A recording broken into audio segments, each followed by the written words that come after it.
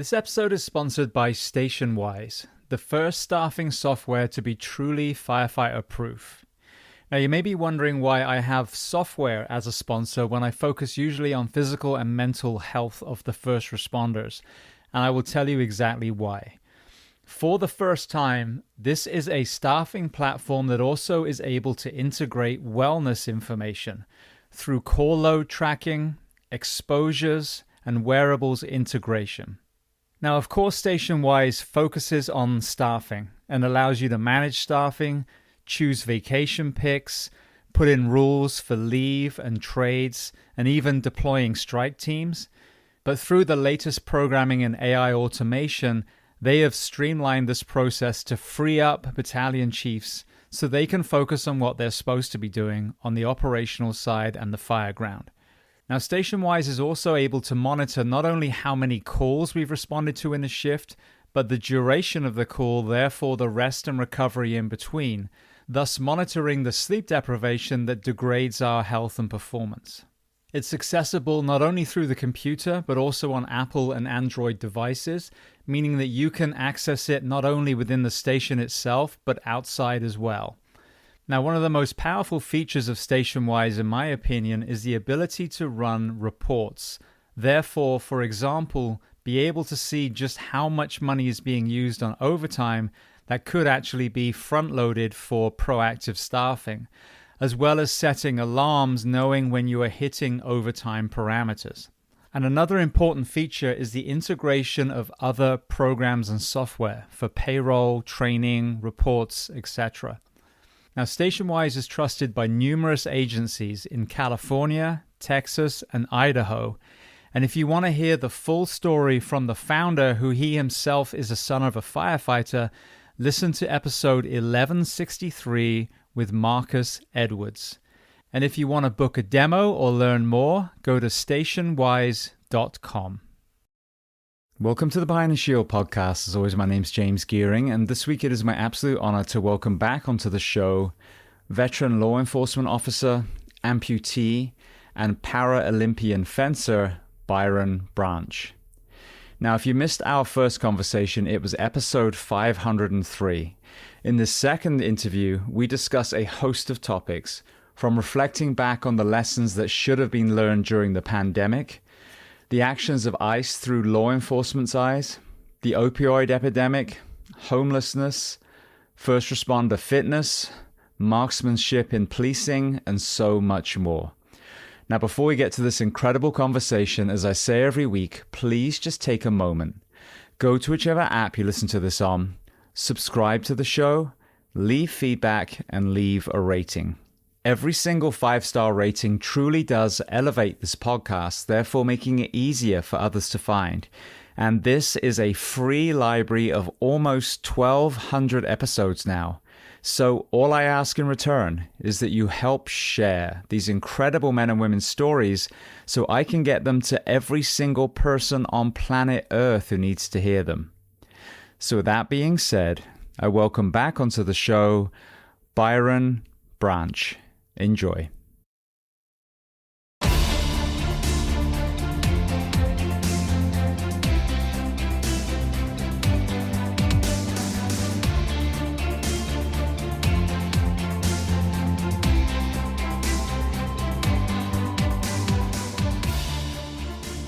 Well, Byron, I want to start by saying welcome back to the Behind the Shield podcast. Thanks. Glad to be here. The last time we spoke was episode 503, and for everyone who hasn't heard your episode, I highly recommend it now. And that was as we were emerging from the pandemic. So I think it was mid-2021 was when we recorded. So let's start with that there, because I think it's always a really important conversation wherever people kind of stood in the whole COVID thing. I don't think anyone would argue that when we came out, no one really had learned any lessons. And what I mean that is we understood that the health of the individual was one of the most important factors for surviving it. And then we also had a lot to discuss as far as the isolation and keeping people from each other and the impact on the mental health of that. So without loading the question, when you reflect back now on that whole period, whether it was, at home or when you were in uniform, What are some of the things that we should be talking about today to make sure it doesn't happen again? I think one of the big things that I had witnessed is people will always say, "Oh, I would never do this," or "I would never do that." And then when that situation arises, you find they do exactly what they said they would never do, right? They're like, "Oh, there's no way that the government can tell me to do X, Y, and Z. I'm not doing that." But they're the first in line to obey everything that they're told, first in line to get whatever vaccines they were told to get, and they followed lock and step, you know. And then what did we get as a result of that? We don't really know, because it was like 1 second it was there. We were locked down in our houses, couldn't do anything. And the next second it was over. And we're like, okay, do we go back to everything as normal? Should we still wear masks? Can I go visit people in hospitals or retirement homes now? Because did it just vanish, you know, overnight? And now it's not a problem anymore. I remember looking at some of the information that was coming out. And I noticed during the height of COVID, there were no treatments for the flu or any other colds or anything like that. It pretty much had absorbed everything within COVID. It basically was like a catch-all, you know, kind of like in police work, disorderly conduct. I don't know what to slap a person with. Disorderly conduct covers everything. So COVID was like the big thing. That's what covered all the illnesses that were out. And then come 2021, boom, everything had stopped. It had a huge impact on us as far as like competition went, because I remember sitting in 2020 in February, I was sitting at the Olympic Training Center, and I get a message from the lady running the team saying, "Hey, all these upcoming events are canceled now because of this mysterious illness that's spreading across the globe. So this event in Brazil is going to be canceled." And I was like, well, that's strange. And then a week after that, boom, COVID was a thing. And next thing I know, everybody was inside. People were racing to get toilet paper. You know, you remember how crazy it was. It was insane. And then now it's over. And, you know, here we are. And the question that I ask myself is, because you see in places like California where they're like, "Oh, we got to mask up again and do that." The thing that I am curious about is, if the government or any type of agency like the CDC comes out and says, "Oh, we've got this 2.0 version," are we going to do the same thing over again? Are we going to repeat that same behavior? Or are people going to be like, "You know what? It doesn't make any sense to do it"? I think where I stood the whole time was in the middle, you know, and yes, it is a real virus. Now, whether it came from an American or Chinese lab, or whether it was, you know, the beginning of the rapture or whatever it is that you believed, it was a real thing. And people that worked in first responder and, you know, medical professions, there were hot spots where, yeah, they were stacking bodies, no question. But at the same time, it was also clearly basically killing people who had pre-existing conditions, whether those are obvious like obesity and, you know, chain smoking, or whether it was maybe a chink in the armor that some people didn't realize were there. And so seemingly healthy people were dying as well. Some, they were an anomaly, but they were. And so the conversation in the middle was just, well, if we make people healthier, whatever you call the next virus, it's going to be safer for the community if we have a healthy nation. And that was the conversation. It was disregarded completely. And so we come out of this, and there is no putting real food back in schools, you know, reinforcing PE programs, pedestrianizing downtown, supporting, you know, our Olympians and Paralympians, and, you know, all these things that would make a healthier, happier nation that then would have a much lower death toll, God forbid the next virus comes through. So that was the ultimate disservice, is we didn't actually do anything to make people healthier. I would argue actually we got less healthy from it at the end. No, and I mean, you see that time and time again, because you go to your average doctor, instead of trying to figure out what your problem is and say, "Hey, you know, diet, exercise, and get enough rest." Like, that's the cure for about 99% of the things that you have, outside of things that you can't control, you know. But within those things you can control, that will improve your health, your mobility, your lifestyle overall. But it's almost never, ever recommended. You come in, what's your ailment? Oh, you've got A, B, and C. Here's this fantastic pill we got for that, you know, but it doesn't ever solve the underlying problem.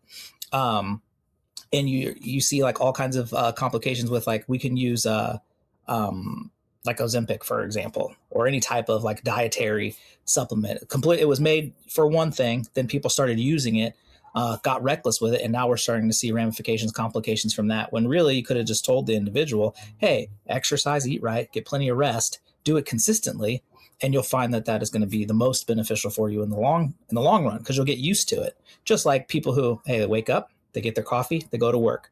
There's no thought process about getting that coffee, but they always fit it in. It's no different with that. Hello, wife. Sorry, my wife just walked in. No, you're fine. Yeah, but I think that's that. Even with the Ozempic conversation, I had a Johan Hari on who wrote a whole book on basically that, and it was fascinating. When you look at more extreme examples, like my wife lost her best friend, and I lost one of my fire academy friends to gastric bypass complications. And arguably, neither of them actually were that obese. They were maybe on the clinically obese scale, but at the very, very bottom level, if anything, definitely overweight. But and so they both have these surgeries, and then they both have deadly complications. A few years later. So I think that the Ozempic, if you are in a place where your obesity is really becoming dangerous to your health, I think absolutely it's a safer option. But that has to be used with like any drug. All right, what is the exit strategy? What are we going to be doing? Lifestyle changes, like you said, so that we can wean you off that drug, whether it's hypertension, whether it's Ozempic, whether it's, for your cholesterol, whatever it is, so that you don't need this drug anymore. But that's not the American model. Your doctor basically is prescribing like you're going to be on this for the rest of your life. And that's a disservice we do with these meds. Well, it needs to be done in tandem. Yeah. You have to be like, hey, we'll put you on this. But in order for it to work and work well, you have to do corresponding diet, exercise, rest. That has to be done in tandem with it. So then once we do wean you off of it, you'll be so used to that new lifestyle that it kind of just takes care of itself. I think people either have not experienced what it can feel like to go from being in the overweight, out of shape, or anything like that, to getting yourself in shape and then realizing how much better they feel mentally, physically. Because if that is remedied by simple medication, and that work is missing that got you to that final endpoint, I think because they missed that, there's a gap, there's a disconnect there. It makes it really, really hard to stay consistent, because as soon as you stop taking that pill or you change that lifestyle, that weight comes back on, and then you're just bouncing back and forth. Whereas if we would just start from the beginning, hey, we understand that you gained a lot of weight during, this period, and we're going to try and help you adjust and get that weight off. And we're going to do it by doing X, Y, and Z, and not just skipping straight to, hey, here's this medication, just take this, this will solve all your problems. When really all it does, what's it doing? Blocking receptors. You're not eating, which is making you unhealthy to begin with, because your body's basically starving itself. And you can eat and lose weight as opposed to just not eating and starving and then coming off of it, and then you just explode, after that, or gain all the weight back, which is what people tend to have happen to them. I'm no health expert. This is just, what I've seen or what I've read. So, well, that's the irony, is it isn't that complicated. Is it hard? Yes, especially when you're way back on the back foot. If you're deconditioned or overweight or, smoker or whatever it is, there's definitely a lot of challenges to overcome. But fundamentally, principally, if you have a plate full of all different colors, of which, there's no processed, super refined carbs, and you eat that 2-3 times a day, and you move a lot, that's it. It's so funny when people come out with all these books on fitness and exercise, and the principles are pretty damn simple. Like, do what we did up till about 100 years ago, minus the Industrial Revolution and some of these things that were detrimental, like don't put kids up chimneys. That's the answer to it. It's not that complicated. But if you find your lifestyle is so far from how we used to be, then that's the goal. Get back to what your great grandparents did. It's that simple. Yeah, that's like I say. It's the easiest, hardest thing to do. When you think about it, if I say, hey, all you have to do is this, this, and this, people are like, oh, that's really simple. And then they try to implement it and they're like, oh, this is really difficult. But it's really not. You just have to wrap your mind around, okay, I get up, I drink 8 ounces of water, and then I go exercise, and then I eat simple carbs, and then bam, a couple hours later I'll have lunch. But then people life gets in the way. And I get that. Oh, kid's sick. Well, I can't do this, or so on and so on. You really got to prioritize it. You really need to prioritize yourself and just be consistent. Consistency is typically the only thing that's really missing. They know what to do. They just have a hard time being consistent in doing it. But if you look at almost everything else in their life, they're consistent at, going to work, walking the dog, doing something like that. You got to make it something you want to do. As soon as it's something you want to do, it's very easy to be consistent. Absolutely. I think one of the other challenges is we're one of only 2 countries that have drug commercials on television. What, So us in New Zealand? yes, that's right. Yeah. So we are, to be kind of compassionate to the masses, they are brainwashed into ask your doctor about this quick fix, this pill, this whatever. And then, you watch the side effects and, these antidepressants that cause suicidal ideations. You're like, is this really a good drug? But I mean, this is the thing. There's one of only 2 countries that have to deal with that as well. Mentally, you are being subjected to propaganda constantly by drug companies. Mm-hmm.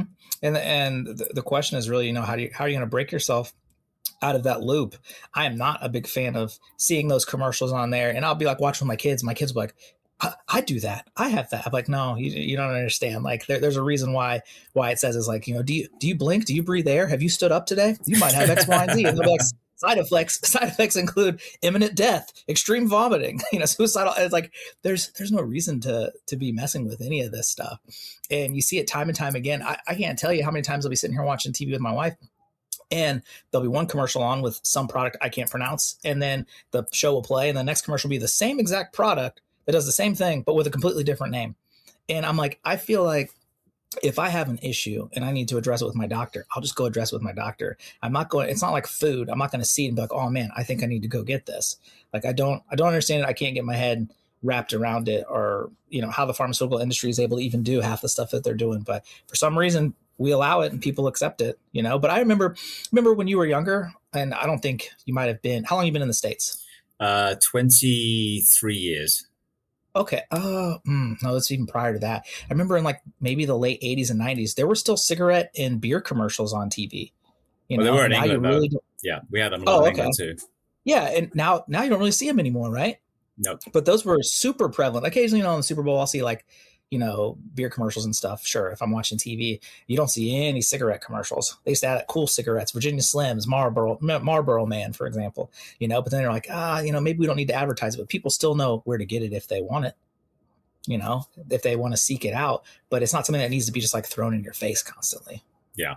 Well, the Marlboro Man's a perfect example of, changing your mind. He obviously, as an actor, was like, wow, I got this gig and I'm promoting cigarettes. And then years later, he's doing anti-smoking campaign with a hole in his throat, and kudos for him having the courage to do that. Yep, exactly. You used the word side effects by mistake. And I think that would actually make millions in the drug marketing world, where you actually brag about the side effects as though they're a positive thing. Now it doesn't occur. So what's that? Oh, these are the side effects.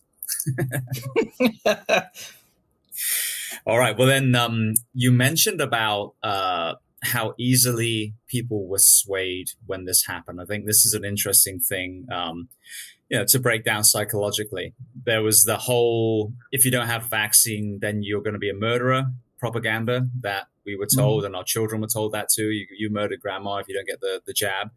And every death supposedly was COVID, as we said. Then ironically, let's move the pendulum the other side. Now, fast forward to like 2023, everyone that died, regardless of underlying conditions, supposedly died from the vaccine.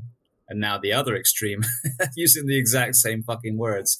So what is it about all things society in the last 10, 15 or so years that have made it so easy to push people all the way to the extreme left or right, rather than the kind of common sense, middle, critical thinking area?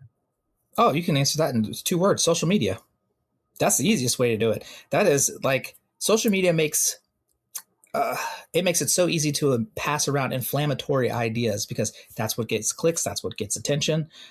You have to actually really dig or read through very dense scientific materials. It doesn't even have to be scientific. If you really want to find an answer, you just have to dig through materials and do research.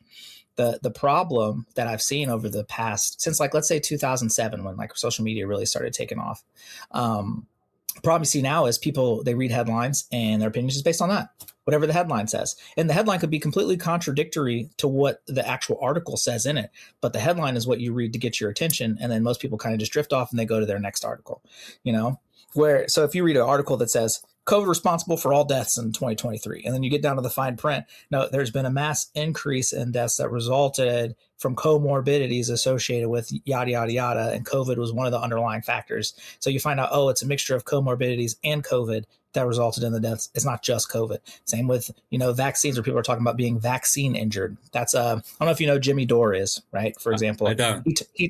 Oh, okay. He's just a commentator / comedian on YouTube, and he talks about that because he's in the LA area, does stuff in Hollywood, so he knows a lot of comedians and other people, and he was all on board about the vaccine and everything, gets it, ends up getting complications from it, and is like, hey guys, we need to slow down, let's take a look at this, let's see what's happening.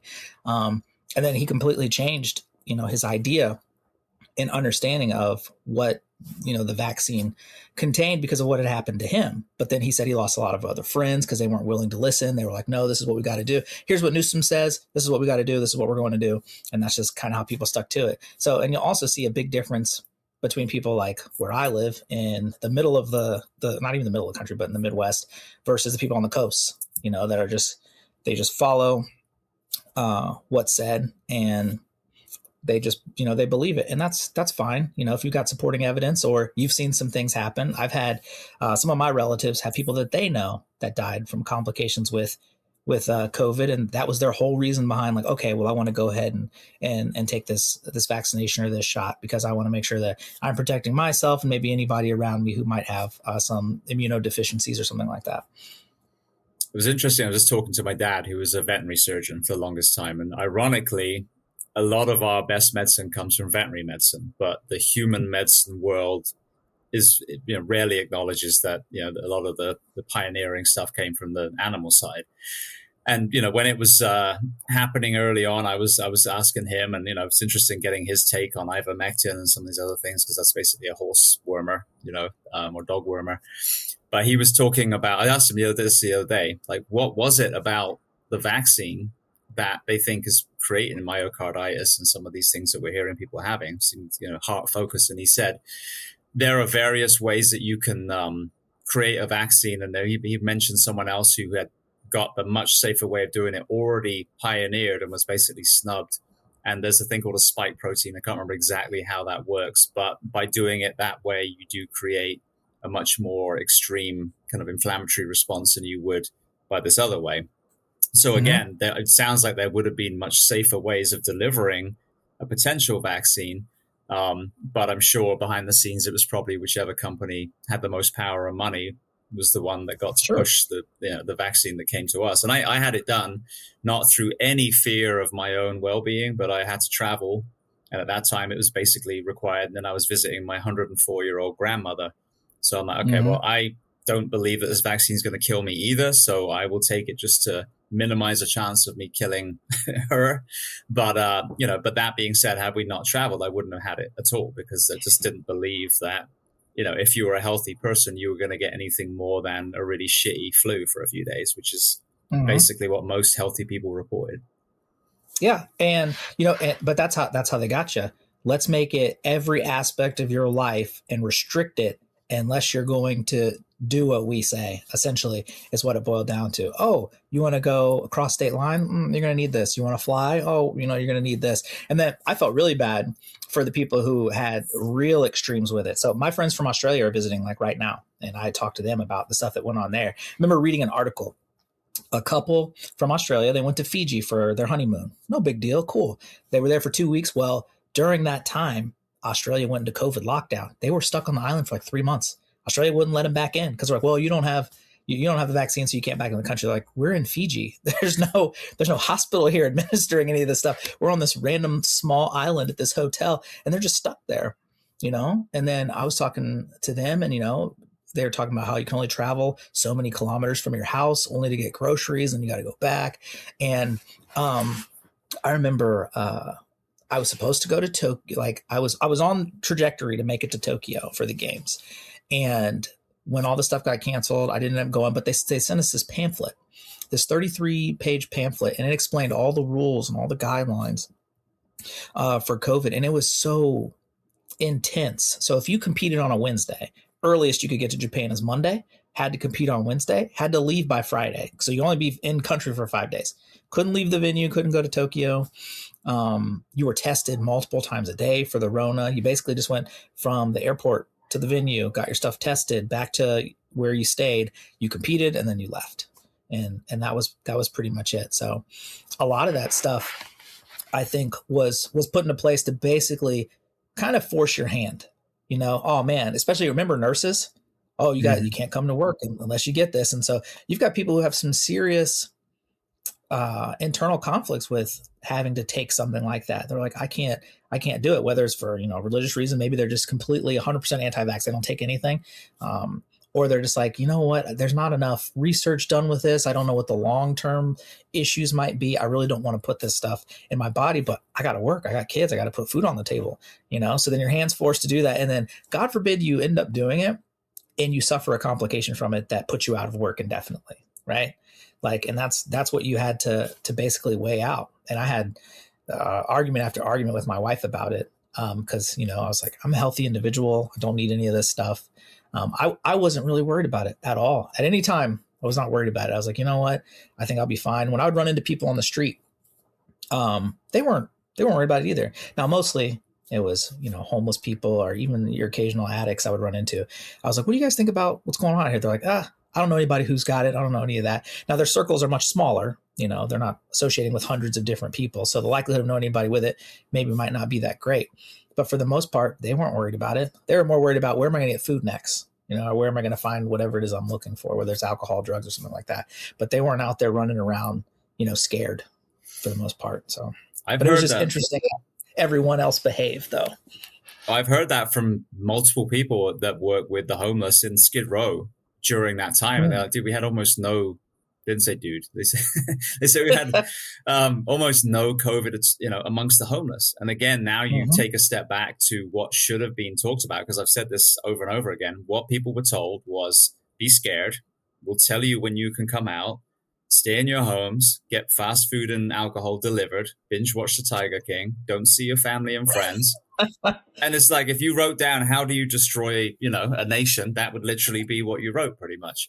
And if you look at the homeless, even though, don't get me wrong, I'm not saying that a lot of homeless people are probably the picture of health, especially if it's addiction, but what are they doing? They're moving a lot. They're in daylight all day long. They're amongst each other. You know what I mean? So there is community if you are parts of groups of shelters, whether you're living under the tunnels under Las Vegas or you're in shelters every evening.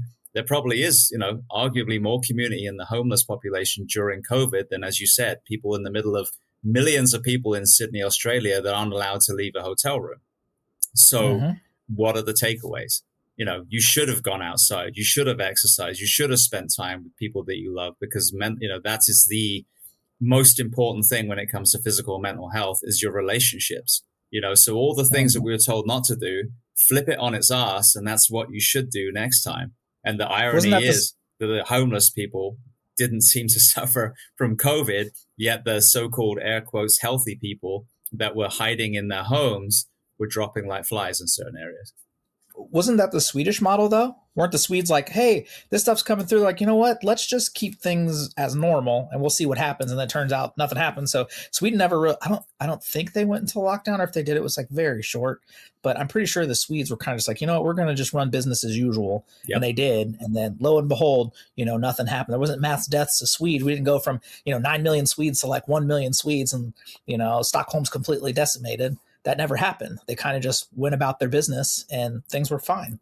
I think what they did is, like, most, when it first came out, I think everyone was super careful, but Florida did something similar. It wasn't long after they started kind of opening this, the spigot again. And they think they did restaurants first, and then it was gyms and, hair salons and all the kind of, services to get people out. And it was just a measured response. Okay, we're all shutting down. We don't know what this is. Okay, it's not looking as bad as we thought. Let's start kind of opening it up, see how it is. And we've got, all these elderly people in Florida, but we've also got a lot of sunshine, a lot of space, a lot of green, so when you get people outside, and Sweden, I remember being demonized by the world for what they were doing. And then, Florida, certainly within the States, was similar. But look at the Swedish population and Scandinavia in general. They're very, very healthy. Big surprise. They didn't really seem to suffer much from COVID.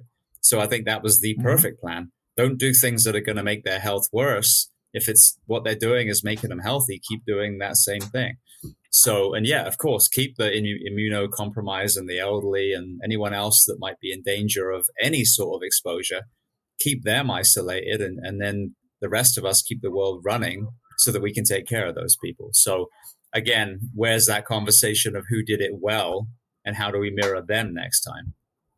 Mm-hmm. And that's something that they should look into, especially, I mean, if you just statistically like look at the numbers, look at the death tolls, and let's take Scandinavia. Let's look at the Norwegians, the Swedes, the Finns, and what they did. And then look at other areas and see, okay, where did we experience more death? What were the vaccine rates like? But nobody seems to really be that interested in it. It's kind of like once it was over, they're kind of like, and we're on to whatever the next big thing is now, because what captured our attention? The conflict in Ukraine. Like COVID was just like gone. Like the conflict in Ukraine happened, bam. It's like COVID was not a thing anymore. Nobody was talking about it. It was the next thing we had moved on to. But I think we do need to go back, reassess, look at it, and just make sure that we don't repeat that kind of behavior again. Because I feel like we could have learned a lot from it, and by either ignoring it or just moving on from it, we're missing out on that opportunity to understand what it is we did. Because that was basically a giant social experiment on human behavior, And what's really scary about it is you make up the next boogeyman for whatever reason, whatever it might be, and you know exactly how people are going to behave based on that criteria. Well, that's a good segue. Speaking of boogeyman, so ICE. Again, the normal people standing in the middle would in no way, shape, or form argue with the fact that if people are over here illegally and are then not contributing positive to society, but actually being a detriment to society, they should be tracked down and sent back to where they came from. But I would argue, and this is just my opinion, that also people that have been here for a long time that fled whatever they were fleeing for, whatever reason, and have now been a functioning member of society and maybe even had another generation of children, shouldn't be hunted down like dogs. And maybe there should be a kind of grandfathering system there. That's my James Gearing's personal opinion. Talk to me through a law enforcement officer's eyes about what you're seeing with this, the entire ICE mission. Because again, there's areas of complete legitimacy, but it feels like there's also areas that if you and your men and women did what we're seeing on the streets, you would be front page news and terminated the next day. Sure. And many law enforcement agencies don't really work in conjunction with ICE. And that has to do with how the city governments are run. If you work in like a sanctuary city, let's say Philly, Los Angeles, Chicago, places like that, well, their governments are going to say, okay, here's what we'll do. We won't assist, as in we don't provide information. They're not going to come to our jail and be like, hey, how many illegal immigrants do you got in here? They're not going to do any of that. But if they stumble across them, they won't necessarily interfere with their ability to get them. Now, where I'm at, I can say I've only heard through word of mouth that the immigration enforcement is in the area. I've never seen them because maybe I'm not in the area where they're operating, or maybe they're just saying like they're in the greater area. But the way that Dayton is made up, it's like a greater metropolitan area of a lot of smaller jurisdictions outside of it. So if they're operating in Huber Heights, they'll just say, oh, they're in Dayton. They're not really in Dayton. They're in Huber Heights. They're in like a town north of the city. So now to address what you said about people who had been here a long time, trying to find some way to grandfather them. I know, I think under the Obama administration, they had didn't they grant like amnesty to a bunch of them? So maybe it covered them. I read a story about a guy, he was here. Can't remember what country he's from. I don't know if it was Iran. He'd been here like 60 years. He was a doctor out on the East Coast somewhere. And they sent him back because he never applied for citizenship. But what I find funny, I guess, about it is, so he's a doctor, which means he went to a university, then he went and got his, PhD, went to med school, did all that. And at no point in time did anybody catch the fact that, oh, this guy's not supposed to be here. How did he get loans, without a social security number and all this other stuff? So I think if they really want to crack down on it, they need to bolster all the other avenues with which people are able to function or operate in the country. Or we can just adapt the Singapore model where come on in, but we're going to pay you exactly what you would make in your home country. And then it makes it very difficult to live here, because if Laos is only paying you 59 cents an hour, that's all you're going to get in America. And it makes it not a very friendly place to be. So we don't really see a huge amount in the city. Like, I mean, I run across like people that are here illegally all the time. Honduras, Ecuadorians. My job is not to see them, get their information, like, hey, ICE, hey, yeah, I got this guy. No, we don't do that, because that's not my job. We just find if they committed a crime, then we follow our steps, and we either lock them up or we tell them they got to like show up for court. So I can give you an example of a call I was on. This guy was assaulted. We get there. The man who assaulted him was an MS-13 gang member. He had all the tattoos and all that stuff. Well, a lady shows up and she speaks Spanish, but the MS-13 guy didn't know that. So he's making all these threats to this guy, and she's like talking to me. She's like, hey, he said he's going to do X, Y, and Z, blah, blah, blah. Talk to the other officer. I was like, hey, here's what we got. We end up arresting the guy. That guy was deported in 2 weeks. Now, when it happened, how it happened, I don't know, but I know he was gone like immediately after that. So it works. It's effective. But for your average, just, it works in a restaurant or does roofing or something like that, those people, I haven't seen them been concerned about people looking for them. And they continue kind of like just to work, and they don't really bother anybody. The people who know that, if we're committing crimes or doing something, they get caught very quickly. Somebody somewhere along the lines probably notifies them, hey, this person committed a felony. Oh, they don't have proper documentation or paperwork. Okay, we're going to work on the process to get them sent back to, wherever they come from. Yeah, because it sort of seems like that. It seems to me, and again, I'm completely naive. I come from the fire EMS side, no law enforcement experience whatsoever. But it seems like up until recently, that was already in place. Like we had an aggressive immigration system where, I was subjected to it. Like I was a green card holder for a long time. If I had committed a crime, I'd be deported back to the UK. Yeah, and I wouldn't be able to come back. Yeah, so I'm fully aware. You know what I mean. So, but that wasn't people running around in balaclavas and no ID, throwing people into the back of SUVs. So that is what's changed. It's not that we didn't have an immigration enforcement before. The level that they're doing it now, and it's funny. I was watching the UFC on YouTube just before we started recording. And an ICE commercial, recruitment commercial came up. $50,000 signing bonus, student loan forgiveness. And I'm like, I don't know any first responders that got a $50,000 signing bonus. And we're out there, all day, every day. So, there's definitely a discrepancy as far as that, even being, them telling the story of that being a thing before, because it should be, and it should be a deterrent for anyone that's thinking of sneaking in here and doing bad things. But it's what we're seeing now, that kind of overreach that concerns me, because as we said before, if we've got that kind of sheep mentality and we turn our heads to whatever our, political Jesus is of that 4 years and let them do whatever they want to do without any sort of checks and balances, that's a fucking dangerous way of being a civilian in this country. Yeah, it can be.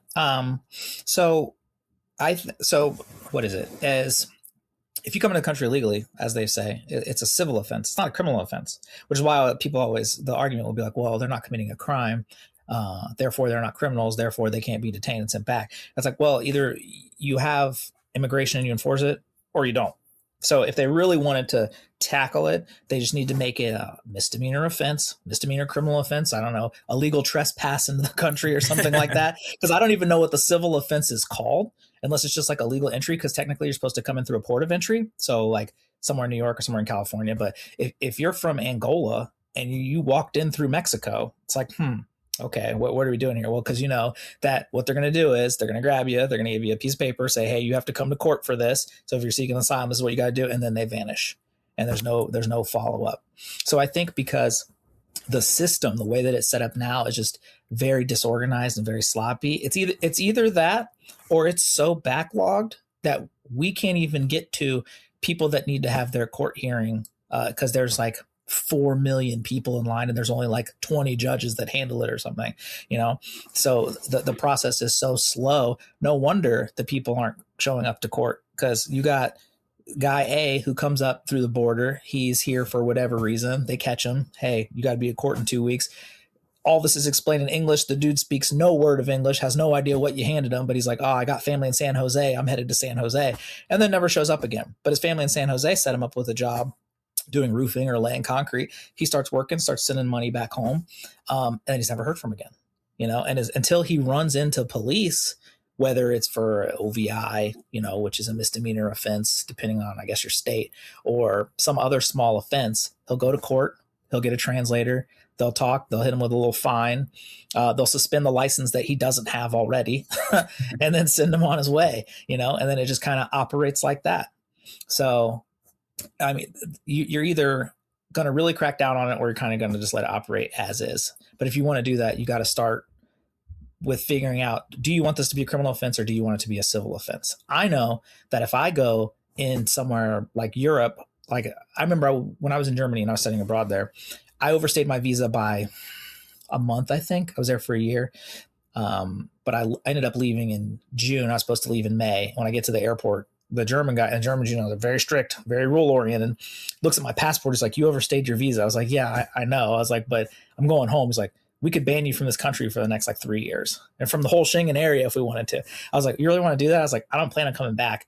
And he's like, no, it's okay. He just stamped it and left. And good thing he did, because I ended up getting an internship 3 years later in Frankfurt. So I actually did come back to Europe, and I was glad I wasn't banned for 3 to 5 years, or I wouldn't have been able to come back, But he had the power to be able to do that right then and there. But we don't have anything like that, where if an ICE guy picks you up, they detain you for a second, you go to a facility, and then the government kind of does what the government does, takes forever to make any decision or do anything. And then you got all these people sitting in limbo, or they get overwhelmed with it. So the real question is, what do you do to make it more efficient? Yeah. So, and I don't have the answer to that. Well, I think the part of the conversation that you don't hear is what are we doing to make it worse in these countries where people are wanting to flee and come here? So I saw a video that I wish I could remember who it was now. It was really well articulated. But they said, the example of someone comes over here from another country and they, become a doctor. I think that was literally the example they used. They said that's great. I mean, they are absolutely filling a role here. But what you've done is you've also taken a doctor away from, in this, I think the example was India. So now that guy could have been a great doctor for the people of India, but he's over here. And you have, in theory, taken away a spot for, for a member of the US to become a doctor. And I think his point was, and look at our medical system. It's so hard. We have these ridiculous prereqs that these people have to pass, the high level math and all these other areas, hundreds of thousands of dollars of student debt. It's a lot cheaper for these hospitals to hire an Indian doctor and bring him over. So that was, more of a nuanced conversation then. It's not a racist conversation, but it's like, it's what I kind of mirror with Haiti. Haiti is on my doorstep here in Florida. Why is the US, as powerful and affluent and influential as we are, not be able to help Haiti get onto its feet and turn it into another beautiful tourist destination where they have a solid income and a solid stream of people on cruise ships and other things, and be self-sustaining? But our closest neighbors are in a fucking war zone, and it's no wonder they're coming to the Floridian coast in boats, and because they're being hacked to death at home. And again, that's easy to answer, though. Go for it. That's easy to answer. There's no return on investment. Exactly. What does the U.S. get out of that? You just got to break it down to a numbers game. Now, conversely, you can argue, well, what did the U.S. get out of assisting Ukraine in the conflict with Russia? Well, that's a geopolitical thing. That's about where you want to have your influence. If we have influence in Haiti, what do we get out of that? We get an island that's half the size of Florida, maybe even smaller than that, right? And we give them a bunch of money, and 9 times out of 10, it's going to get laundered by whoever it gets to, because you have to define, what does the idea of help look like for them? Could we go in there with the U.S. military and get everything under control? Oh, ASAP. U.S. military is fantastic at that. But what the U.S. military is not good at, and what we learned, especially in Afghanistan, they're not construction workers and rebuilders. They're not educators. That's not what they do, but that's what you have to do if you're going to go in and do that, right? You can go in, you can take over the whole thing, 2 weeks, no problem. But then the question becomes, well, what do we do now? Who's going to run the country? Who has the best interest at heart for the people of that country? Yeah. So while it's detrimental there and things are going crazy, it's not our responsibility to do anything with it. Yeah, well, I think it's just now that becomes a humanitarian thing. So I've said this, a lot recently. We have the term, World America, Team America, World Police, and it's so true. Like we go in there, just like you said, we're blowing everything up, but there's no kind of real understanding of, is it making it any better? Conversely, if we really invested in our own nation and got it where our people were healthy and happy and our children weren't rehearsing their murders in schools, then we would be the poster child for true democracy and then be able to influence and help other countries and do it from a humanitarian perspective, not expecting a shitload of money in return. But, the teach a man to fish philosophy. Don't just throw money at Haiti, help Haiti get back on its feet. But I think there's also a responsibility to look at our policies in the past and what impact have they had. And if you look at drug prohibition that was forced on the world by, Harry Anslinger in the 50s and beyond, the 30s and beyond, epic fucking failure. No one can dispute that. It hasn't worked. There are still addiction, and now there's gangs and cartels and all these things that have spawned. That has created a lot of these people fleeing El Salvador, Colombia, Mexico, et cetera, et cetera. So again, how can we use this immense power that we have for the good to reverse some of this damage and therefore reduce the number of people that are fleeing their countries because they feel happy and safe and want to be that doctor in India or Colombia or whatever it is. Yeah. So I guess what we would have to figure out is what is the underlying or systemic issue that exists in the country that these people are coming from, how to root that out, and then how to get them to want to improve the situation that they have. And that is, there's so much work that is involved in that process. So you mentioned the word humanitarian, right? The U.S. used to be all about that. So I remember, let's go back to the fall of Yugoslavia in the 90s, right? Collapses. The Serbs start attacking the Bosnians. We're like, hey, yo, we can help with this. Europe's like, no, we'll take care of it. It's in our backyard. Don't interfere. Cool. What happens? Srebrenica, 8,000 men and boys walk to a random area, killed. Now Europe's like, oh crap, we need some help. What happens? Clinton comes in, drops bombs for 2 weeks. Problem over. Problem solved. End of the conflict. We get Dayton Peace Accords here in Dayton in like 1995 or something like that. I don't remember the exact year. Then we get involved in Somalia, where the movie Black Hawk Down comes from. Another humanitarian assistance thing. That went all bad. When the helicopter crashed, they dragged the Americans through there. Their bodies on fire, hanging from ropes in the streets. Pretty much put a horrible taste in our mouth for getting involved on a humanitarian aspect. So post Black Hawk Down, we really have only been involved in conflicts where we see some kind of in-game benefit to us. So going into like the Iraq War, where it was like under the guise of weapons of mass destruction, but people are like, oh, we want to get oil, some kind of resource, something that we can grasp onto that will have some kind of back end benefit for America. So without that being the main motivator, it would have to be kind of like the goodness of our heart. Well, you want to do something like that, you're going to have to do, I'm a big fan of referendum votes. Ask the people, hey, here's what we have. Here's what we could allocate. Are you interested in doing this? We've got this conflict in, let's say, Namibia.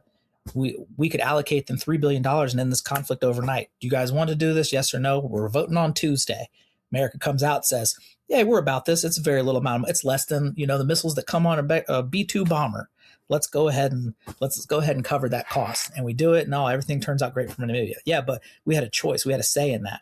9 times out of 10, though, we don't. All we do is we wake up in the morning. Oh, we just bombed what? Someplace in Syria. What are we doing that for? And then you have to start doing research, 6 months, a year prior to figure out why we were getting involved in something that we had no idea we were doing. So I feel like a lot of times we're either in the dark or the government's like, we're going to do what we think is in our best interest.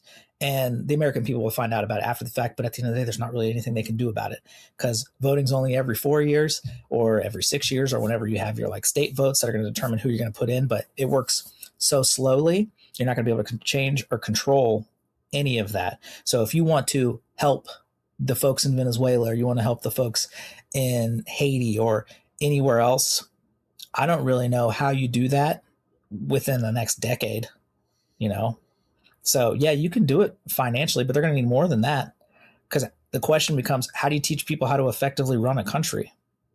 Yeah. That's a process in and of itself. So, and I don't have the answer to that right here, but that's ultimately what you have to be able to do. You can give somebody all the money in the world, but if they squander it or they launder it and only certain people hold on to it, well, who did you benefit? Nobody. You send them food, but the government interrupts those shipments and they take it for themselves. Well, who did you help? Nobody. but you spent a lot of money, you wasted a lot of money. And what do the people who gave that get in return? Nothing, right? Except for maybe they might feel good about it till they find out that the food you sent was set on fire and they recorded it. Like, look, we don't want any of this American stuff coming in here. Or the money was used to purchase our own weapons that we end up selling back to them that they used to oppress the people that they're already oppressing in the first place. Yeah. So yeah, people can pontificate on length at like what to do with this. So, should we get involved in the humanitarian stuff? I mean, that's up to you, really. Again, like you said, this is what I've heard a lot. Americans are very generous. If you look at the amount of donations and things that they've done, and just look at the service, for Christ's sake, the last 20 years of people that put their hand up post 9/11, even if, as you alluded to, sometimes that was used to send people to Iraq, completely wrong country, but that's a whole other conversation. But, I think that's just it. If you could show, well, hey, we've got these incentives that are actually going to make our own country healthier, which is going to bring down the immense healthcare costs incredibly. And that's how we're freeing up the money. And what we want to do with some of it is to actually help our neighbors to the south. I think, that when it's put that way, it would. But if it's like, oh, they want more of our money to go help Haiti, then I think, people are going to be like, well, fuck Haiti. I'm worried about my gas prices, So it's not about needing more money. This is what I like about Bernie Sanders when he was talking like on Joe Rogan and people gave him enough time to actually articulate his entire. I watched that. Yeah. It is like we don't, there's so much wasted money. And it's what I talk about in the fire service. And I'm sure in law enforcement, you look at the money that is wasted on this retention and recruitment crisis that we have at the moment and forcing the men and women in uniform to work all those extra time and be away from their families even more. And then the impact on their health and that increasing the workman's comp claims and the premiums and all these other things, and not to mention the lawsuits and everything else that comes from overworked, undersupported people. That's your money for more staffing, more training, more, a higher salary, better benefits, all the things that will attract the best candidates to come in. It's not we need more taxpayers' money. It's we need to use the money properly. I think exactly to your point. Your basic argument is it's a spending issue. It's always a spending issue. It's not a tax issue, because how many times do we see in the news, U.S. government collected record taxes? Like, that's great. But on top of that, we did record spending. We outspent what we took in.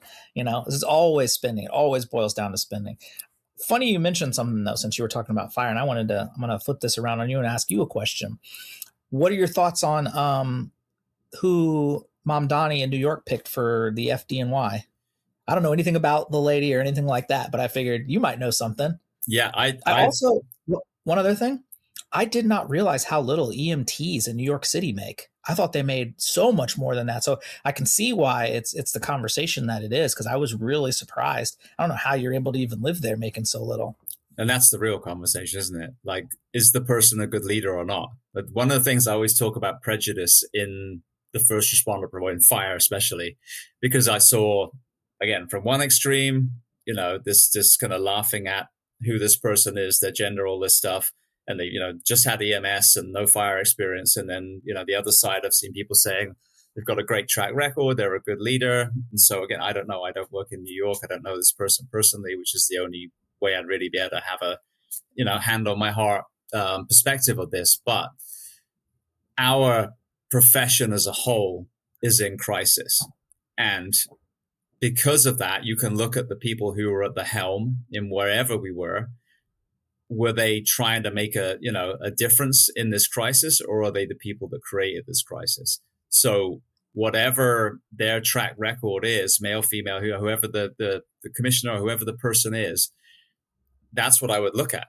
All right, we have a recruitment crisis, we have a retention crisis, we have, a physical mental health crisis. Locally here, I can tell you it's got fucking worse. So the people that are in charge of the departments around me should be fucking got rid of and new people brought in, and all the way up to the county commissioners, because we have had so many bad things happen, from most recently 4 firefighters arrests for hazing, which have resulted in 10 terminations a week before Christmas. So some of those people, I'm sure, had nothing to do with it and were just, thrown under the bus. No looking at all at the top.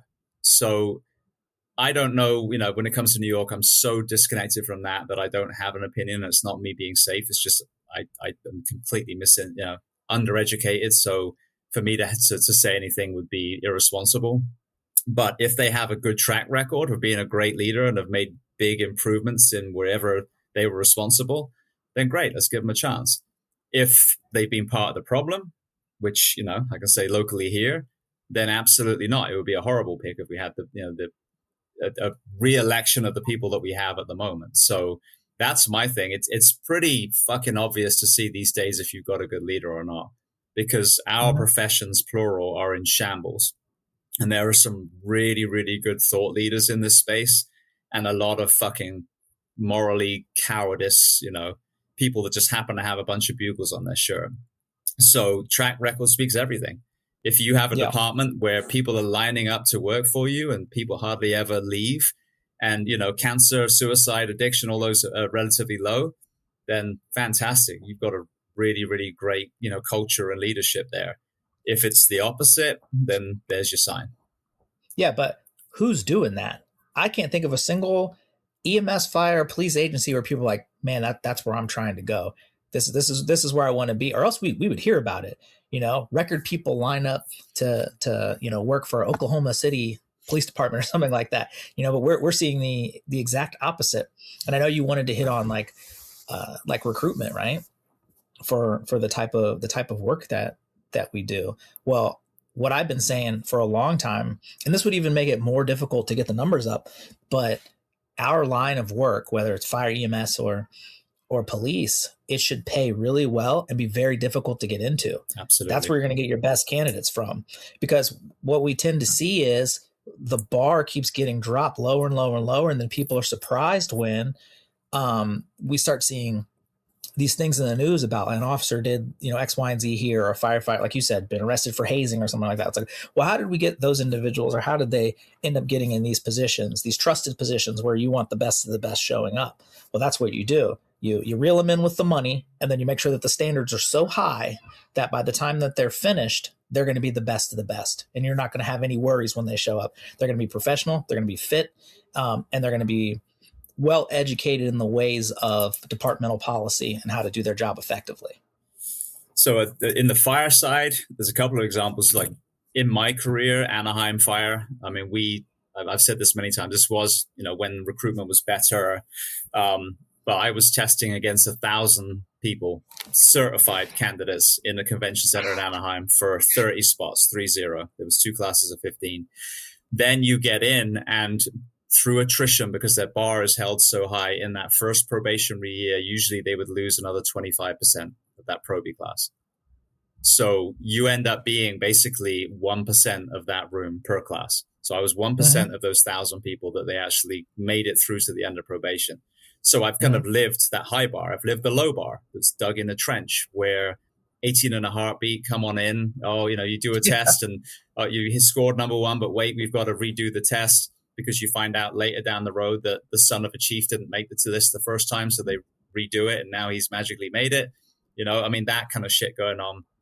And, you know, and then recently, I think it was either New York or one of the big metro departments. Someone was telling me that in the PD side, they had 5 applicants for a posting they put up. Yeah. You can't even have a class with exactly. 5 people. So this is the thing. I could not agree more. This is a job where you cannot be taking all of the lists. And what I was so frustrated locally, and it just hit me like last week, I'm like, why is this a thing? Why, you know, are we seeing such issues? And locally here, when I'm seeing all these departments around the country lean into these solutions, there's so much pushback. And I didn't realize until recently, they've been basically hiring everyone on the list for decades here. So this is what we're seeing now, is when you get that shitty candidate that never would have made it in a good fire department, now you give them bugles, now you're really in fucking trouble, because that low bar firefighter is now a chief or a lieutenant or a captain or whatever. And now you're screwed, because they don't understand leadership and they don't understand moral courage. And now they're in charge. Like they are number 1, number 2. So this is what's terrifying, is we have people, you know, we're worried about, if we drop the standards. Well, some places the standards have been dropped for a long time. And now we're seeing those people in class A's with all the bugles. And you imagine the ripple effect on lives that has when someone who never would have even made it into wearing the fucking uniform is now in charge of an entire fire department. Mm-hmm. So I guess the question becomes like, well, what do you do? Because if you let's say you do raise the standard and you've got 200 people, and just based on the standard, even if you just kick it up a notch, I only got 10 people that even meet the lowest part of that new standard. So now you can't have a class. Well, you do that for a few years. Now your rate of attrition at any given department where you're at is to the point where, oh, well, now we're 100 people short or 200 people short. So then I think that's kind of like what leads to the bar getting dropped, because we're like, oh, we need bodies, to get it filled back up. And then we'll figure out where to put the standard after that. Because once we hit like the 300, 400, 500 people that we need, then we can work on being more stingy about it. But the problem is we're all at bare minimums now across the country, to where apartments are offering, these sign-on bonuses. They're trying to like siphon people off from other areas to fill these spaces that I feel like they're forced to just kind of having to accept anyone, because they don't want it to be where there's a documentary on Netflix about Flint, Michigan. I remember watching it and I was so shocked because they had one officer responding to a domestic violence where the suspect was on scene. I was like, that's horrible. Then they had another guy, he was feloniously assaulted. They didn't respond to him until 3 days later. He was already out of the hospital, his head all stitched up, and they just didn't have the power to respond. So, that's the extreme, of course, where you got an apartment with 20 people in a place that's got 100,000 citizens. That's not going to work. One accident or one officer involved thing, your whole department's tied up. And imagine a school shooting. Exactly. You don't even have enough officers to lock down a school, let alone search it. So you need mutual aid from the county or neighboring jurisdictions.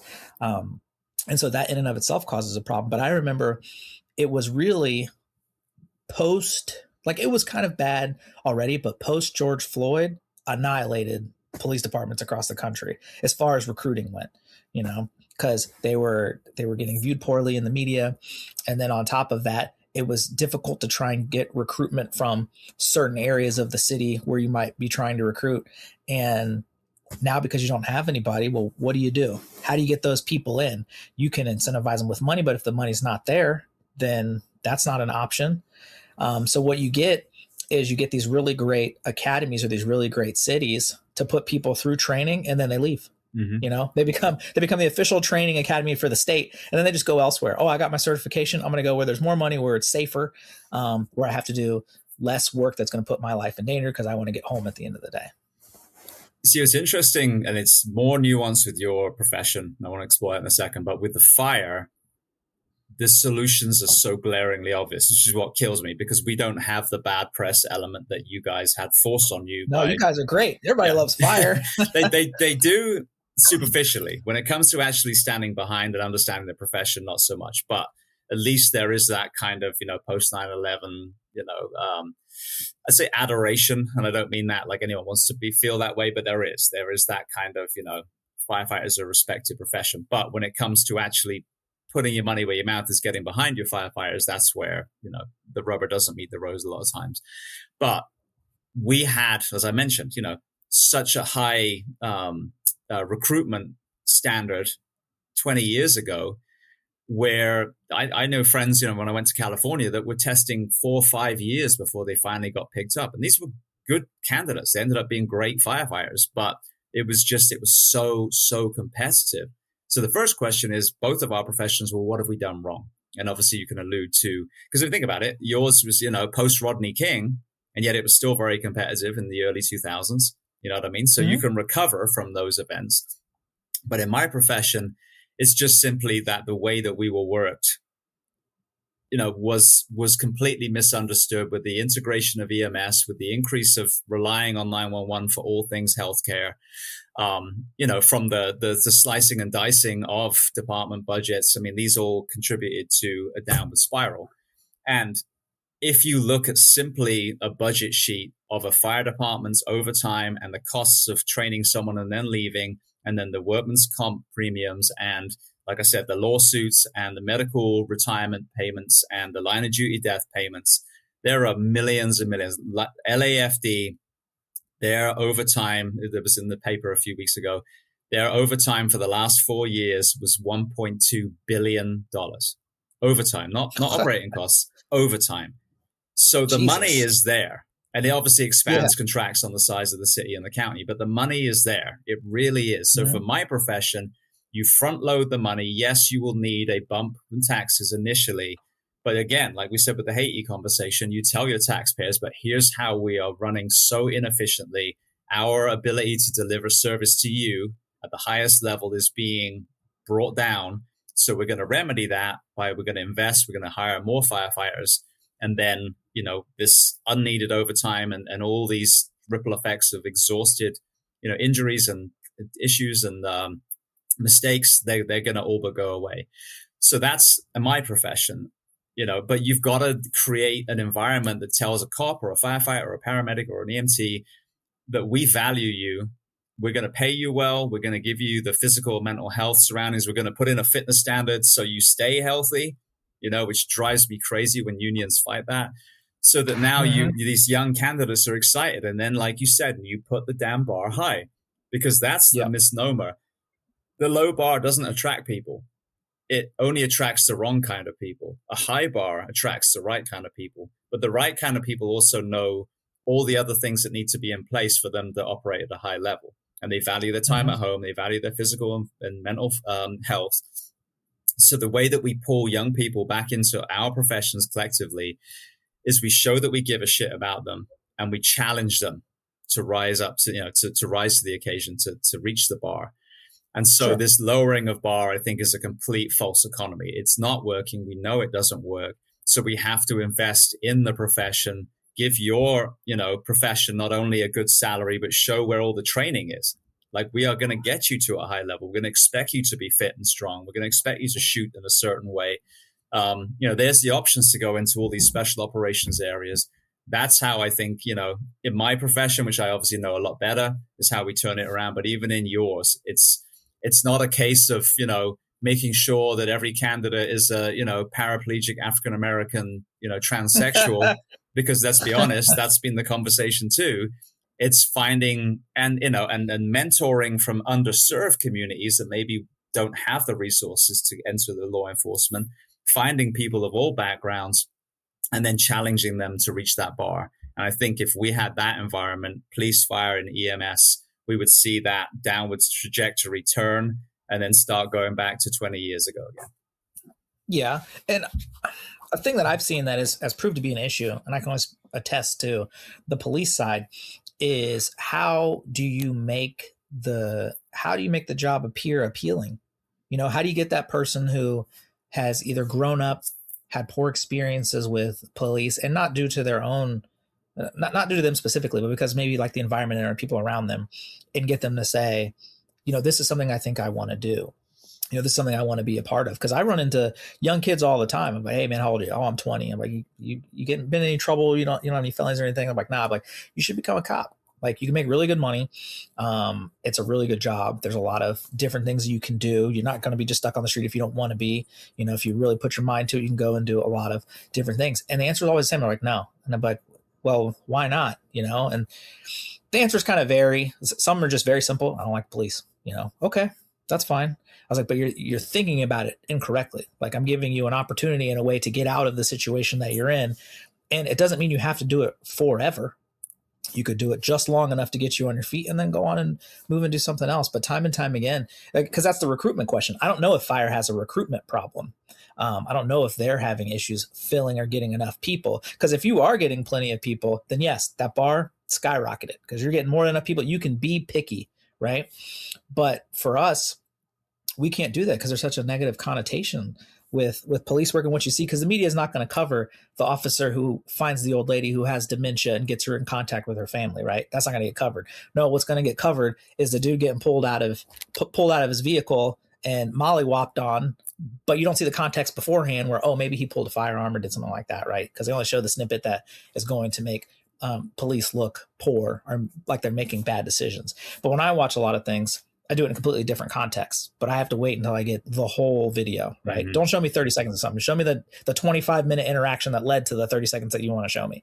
And then I can make my opinion from there. But I think so many people have such a short attention span because, again, of social media, that they only see that 30 seconds. Their whole opinion's made up on it, and there's no changing it beyond that. And so that is kind of what I feel like police are having to combat against, especially when it comes to hiring or anything like that, because there's just so much negative connotation that's associated with the job that nobody's really particularly interested in doing it anymore. Remember, I know when I was growing up, all the cops knew my name. I knew them.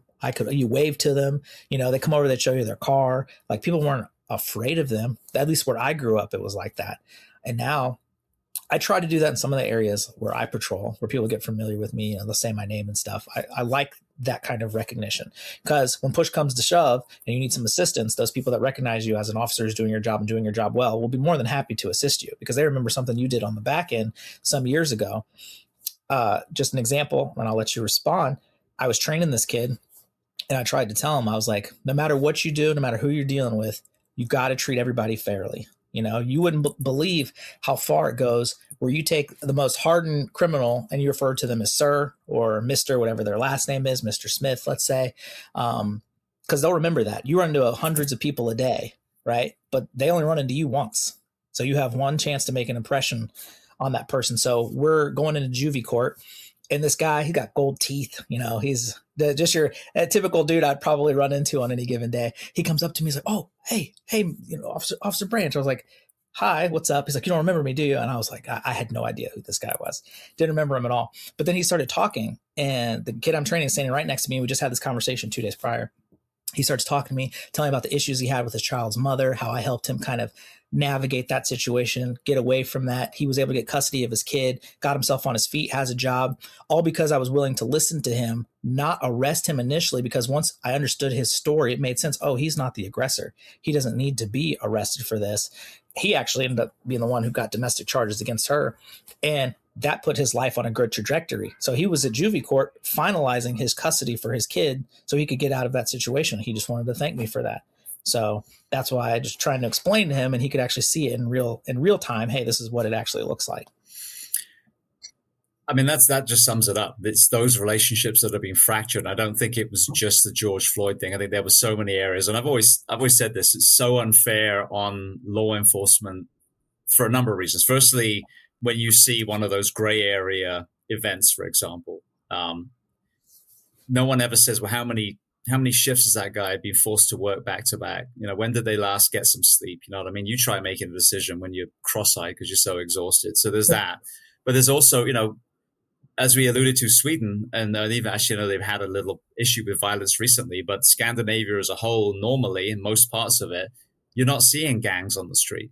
You're not seeing homelessness. You're not seeing a lot of these issues. So what is it that we as a society are doing wrong that's making it harder and harder and harder to even be a police officer in America, full stop? And people complain about the tactical wear. Oh, they're going to war. It's like, well, yeah, because some of these streets are like a war. People are trying to kill them. We see it on the TV all the time.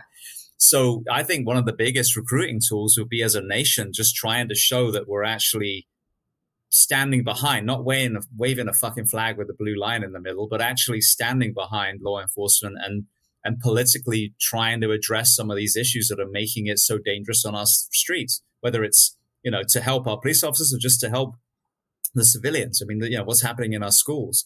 Every time there's a shooting, there's a World War I trench conversation on gun ownership versus all the other things that are contributing to this. When it comes to the gangs, like, where's the conversation again on the epic failure of drug prohibition?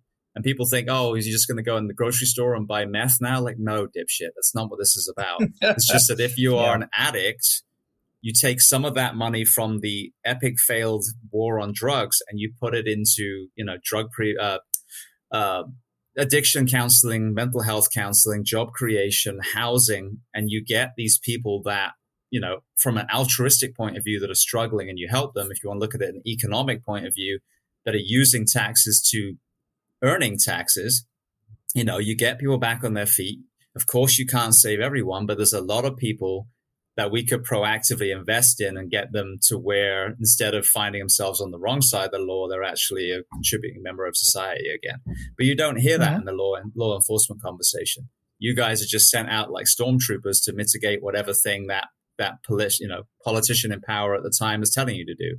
whether it's go help ICE in this or go arrest these people for not having a vaccine or whatever the thing is, So I don't think it would take that much, but as you said, it's the messaging. It's getting back to that community policing. But, if you're worried about being executed in a Chinese restaurant while you have your lunch break, it's very hard to go from that to walking the beat like, law enforcement did in the 50s. Mm-hmm. No, 100%. To touch on what you said about the drug stuff, I think that was the big problem that Portland had for the past, I think it was like 3 years up until maybe the last like 6 months or so. They wanted to do the Portugal method, right? Let's legalize it, but let's make it to where there's safe places for this. We can work on rehabilitation, X, Y, and Z, right? Well, Portland decided we'll allow open air drug use, but then never did anything on the back end. They didn't create the programs that they said they were going to do. Law enforcement didn't enforce anything on it. And then people were coming to them like, why is this guy sitting over here using intravenous drugs in front of my 6-year-old? This is a park. And the cops' hands are tied because they're like, well, it's perfectly legal for them to use this space. It's like, yeah, but aren't you supposed to take them and put them in a facility where they can get the assistance they need in order to get off of this? And they're like, well, they never set that up. The money wasn't spent there. And then 3 years later, they're like, oh, we need to make these illegal again because it's not doing what we thought it would do. But again, they failed to follow up on the back end of what they were supposed to do. They should have, and again, this is my opinion, I'm not an expert of this stuff, set up all the facilities and everything you need first. Then the last thing you do is make it legal. 100%. Then you've got everything you need to do it. Not like, hey, well, we think it's a good idea to make this legal because let's be honest, those people aren't voting. You know what I mean? They're like, oh man, they let us use drugs out in open space. We got to make sure to vote for them here in the next 6 months or 2 years down the road. That's not happening. So I don't understand how that would have been beneficial for the people who lived in that community. What does the guy who's working his 9 to 5 down the street from his apartment, what does he get by having to walk around a guy who's smoking a meth pipe or doing heroin on the side of a car when he walks outside? He doesn't want to see that, especially not if he was more forward thinking, more progressive and his thought like, oh, I do want these people to get their help. So if we can get them a safe place to use their drugs, but they get rehab, they get housing, they get weaned off that drug. That's what they really support. I'm sure if you ask them, hey, would you support these people just using drugs out in the open? They're gonna be like, no, but I do support people getting help. Like, exactly. But when they did it backwards, they saw, oh, this didn't work. And then they had to go back and make it illegal again. Well, a part of me thinks that was, was that even the plan the whole time? Because if you want to show something doesn't work, you do exactly that. Because you hear, oh, I didn't work in Portland. It's like, no, they didn't do it right in Portland, like you said. If you go to Portugal, like they're not arrested. If it's, again, someone caught with a user's amount or a week's worth or whatever it is, they are given, basically are educated on the resources that are available. It's such a great system. And they literally reversed from the highest addiction issue to the lowest, within less than 10 years. But they still have addicts. And as you said, those addicts, if they can get them, they still go to safe ejection sites, or they go to, the methadone clinics or whatever it is, and they're still in the hands of the medical community. So unlike Ohio, where our, police officers and medics are responding constantly to overdoses, they're actually given a clinical amount and they're being, monitored so they get their high safely and they're not dying, under a park bench somewhere. So, by piecemealing it, Obamacare is another perfect example. I had a bike years ago. My parents bought me a bike for my birthday, and it was called a hybrid. And it was supposed to be the best part of a racing bike and the best part of a mountain bike. It was the opposite. It was the fragility of a racing bike and the slowness and weight of a mountain. It was absolute dog shit. So if you half-ass something, you're going to get that. And if it's done, if you do that, you've just added fuel to the fire of anyone who opposed it in the first place. What Portugal did, and it's funny you use the word referendum, that's what they did. They put it to the country. Hey, this American model is not working. This whole war on drugs, lock up every addict. We're thinking of different way. They put it to the country. They had a majority, vote, yes, let's try this. And then by the time I think it came to the next vote, even all their opponents were on board. They're like, this is awesome. And the only challenge they've had is so many people got well that then, as politicians do, some of the people are like, well, we can start taking some of the money from that project now. And now they've actually put the money back in, because you take away those resources, you're going to have people start to struggle again. So, but I mean, clean, safe streets and people who are struggling being taken care of by the medical community versus what we have here, dangerous streets and people who are struggling, empowering the underworld. Yeah. Yeah, no, exactly. Because I mean, if I take an addict and I arrest them because they have, F5 level of drugs on them, and they go to jail, I write my little report or whatever. They'll be out in 2 days, and they're gonna do the same thing, and it's over and over again. That's job security for me, because I know, oh, hey, there goes Jack Smith again. I'm gonna go, let me check him out real quick. He's always got drugs on him, and that's, I always refer to it as like the cycle. Like everybody has their different cycles, whether it's Tammy and Tom always beating up each other when they get drunk, one of them gets arrested, and so on and so on. There's their cycle. Or, you got Mark and his son, Tim. Tim's always running away. I got to go get him, bring him back home. That's the cycle that he's in. And addicts, they've got everybody's got their cycle of what it is they do or what they're struggling with. But arresting somebody, putting them in jail for drugs, having them get back out, doesn't get them off drugs, So is it helping or is it hurting? So, because then you got to ask yourself, well, who deserves to be here? The guy who is caught in an abandoned shed behind a house with nobody living in it, who's doing some drugs because the neighbor saw him and called, or the guy who is constantly assaulting his loved one in the house? Everybody's going to say the latter. That's the one who deserves to go. Get the first guy help, get the other guy in jail where he belongs. And then hopefully the person that he's assaulting will press charges on him and make sure it goes through with, proper sentencing. So I think that if we were to develop or improve the back end of what's supposed to assist with addiction and with housing and all that stuff, we'd be able to get a lot of people off the streets and solve a lot of the problems that we're having.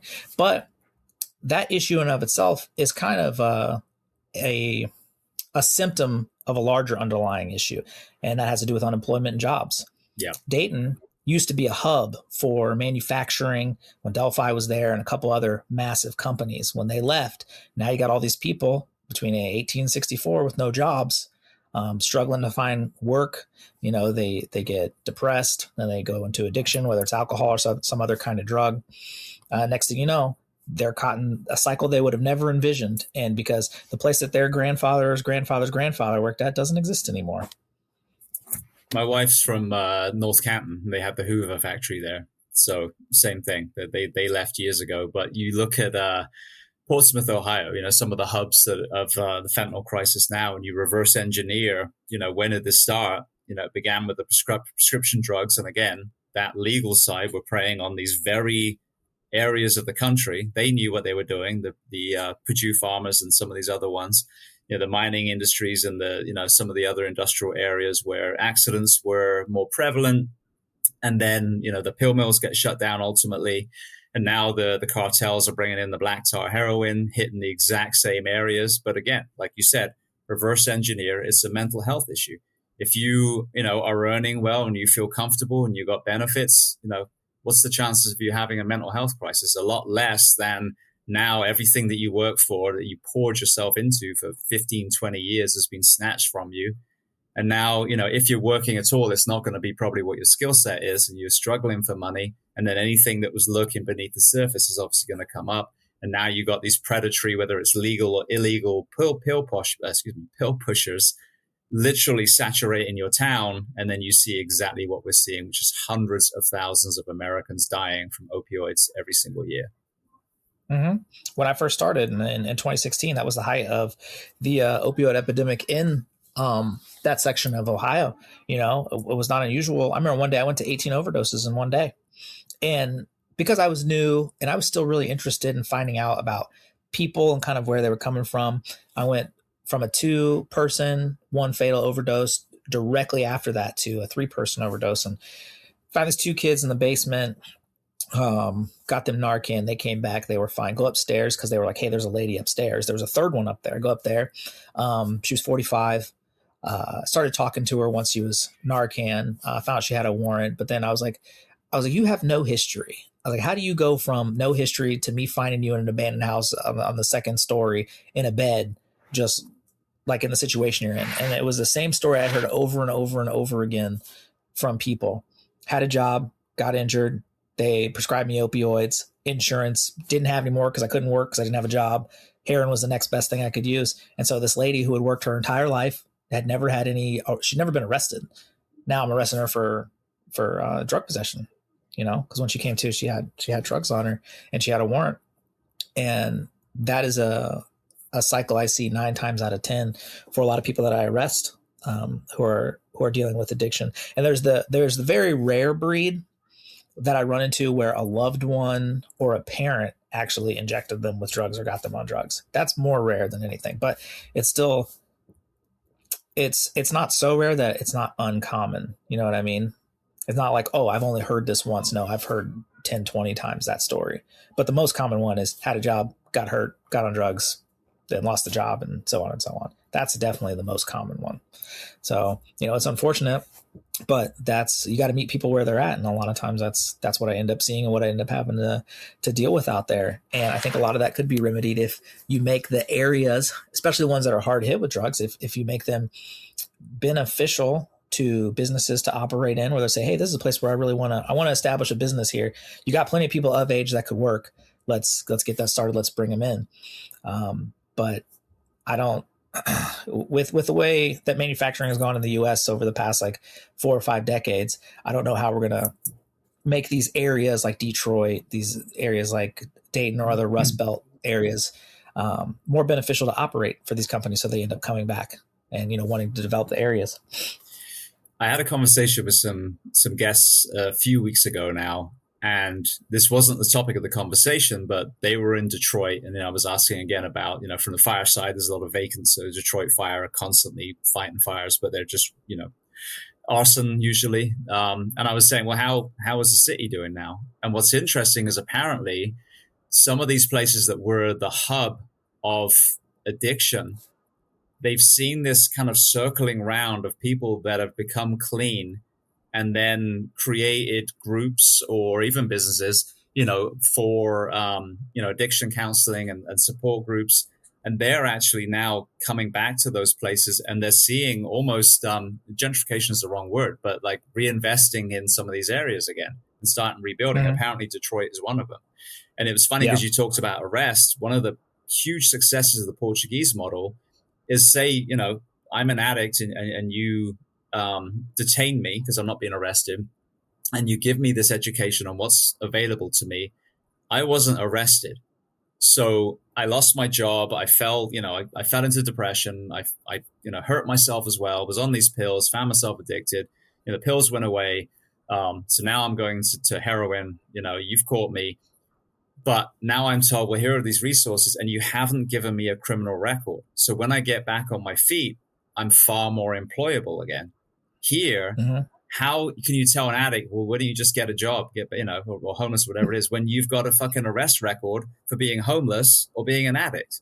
Now, don't get me wrong. You beat people up for money or you rob houses, it's a whole different conversation. But if it's just those two things, you've you've set them up for success if you haven't arrested them, but you've given them this education. So I think this is what's exciting now, is there seems to be a movement where people are understanding what we've talked about today. We're seeing psychedelics and MDMA healing the very people that had to arrest people for it before, so the whole PTSD conversation. But I think there is an awakening now where people are starting to come full circle to where this all began and actually start bringing the solutions. And I hope, conversations like this will move the needle on how to do proactive addiction, address addiction in a proactive way so that we can get as many as we can back on their feet. There'll always be those ones that are just too far gone, and it's heartbreaking. But how can we get that large portion back on the right side of the tracks again? And then they become a force multiplier in helping other people. Yeah.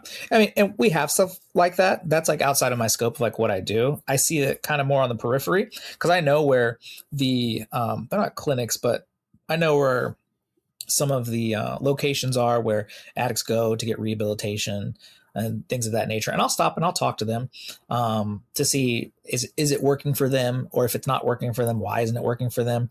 Ran into this situation actually. When was it? It was the day before Thanksgiving. This giant rehab facility, out of nowhere, the guy who runs is just like, y'all got to leave. And I was talking to people. I was like, well, what do you mean you got to leave? Like, where are you supposed to go? And like, well, the place ran out of money. It's been run out of money for 6 months. I talked to one of the employees. She's like, I haven't been paid in over a month. I'm still here though, trying to get these people somewhere to stay. I was like, it's the day before Thanksgiving. I was like, it's going to be it's a building. These people could just stay in the building, but no, the guy was forcing them all out. So you can you can kind of run into, like, that's a caveat with some of these places that allow you to get rehabilitation, but it's also places that you stay in, because if the funding runs dry and everybody's got to vacate, well, then where do they go? Well, they end up on the street, and they end up right back at square one doing the same thing. So the question then becomes, okay, how do we better prevent stuff like that happening in the future? Well, that's going to boil down to, like, well, who's running the place? Because the guy who was running this place, I've heard his name through and through the streets, and I've never heard anything good about it. So if I know that, and all the people there know that, how come the people above him who are providing this individual money are unaware of that? Either someone's lying, or someone is not being honest, which is like technically like the same thing, I guess. Either what they're saying is true and it is happening, or they have a misunderstanding about like what's happening. But because I've heard this individual's name for the past like 2 years, I even ran into like somebody from Homeland Security, I think, who's looking into the guy. I'm more likely to believe them because their stories are always consistent about what's happening there. So it sounds to me, if you're going to have an environment or a business like that where you're going to do rehabilitation and you're giving these people housing, it needs to be run by somebody who really understands how to keep that afloat. Because the last thing you want is to kick out 100 people the day before Thanksgiving to the streets when it's 27 degrees outside because it gets really cold here and they've got nowhere to go. Everybody was scrambling, like trying to find somewhere to be. And I was even to the point where, like, I was going to offer some people rides, and we ended up doing it. One of the rookie officers I was with, I was like, hey, let's throw their stuff in the back of the car. We'll put their bikes in there. And they said they had a place they could go because they were getting trespassed, I guess, for arguing. So we just took them down the street, and, they had a place to stay. But that was one of 100 people who were sitting there. Some people are in wheelchairs. Like, well, what do you do with them? You're just going to be like, oh, sorry, put them out on the curb. Like, here you go. Good luck. Lock the place up and leave. Part of me feels, you feel for them because you don't want anybody to be in that situation. But at the end of the day, there's only so much an individual like myself can do for somebody like that. I can kind of guide them. Hey, here's where you might be able to go. But sometimes it's not always feasible for them.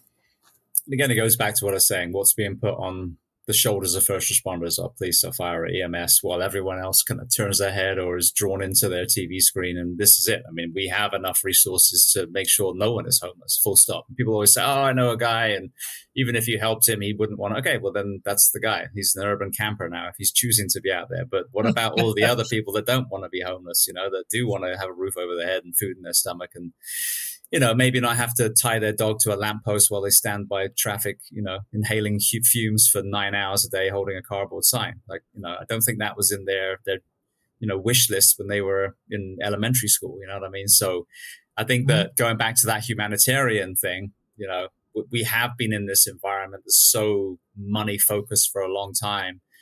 How do we get back to that humanity that we do have in this country? We are a very compassionate nation, I would argue. So, and then boil it down to the community level where we're helping our own, whether it's the homeless, the addicts, anyone else who's struggling, the sex workers, and getting them back to being in a place where they dreamed of when they were a child, because there's no desperate person out there dreamt of that when they were 3 years old.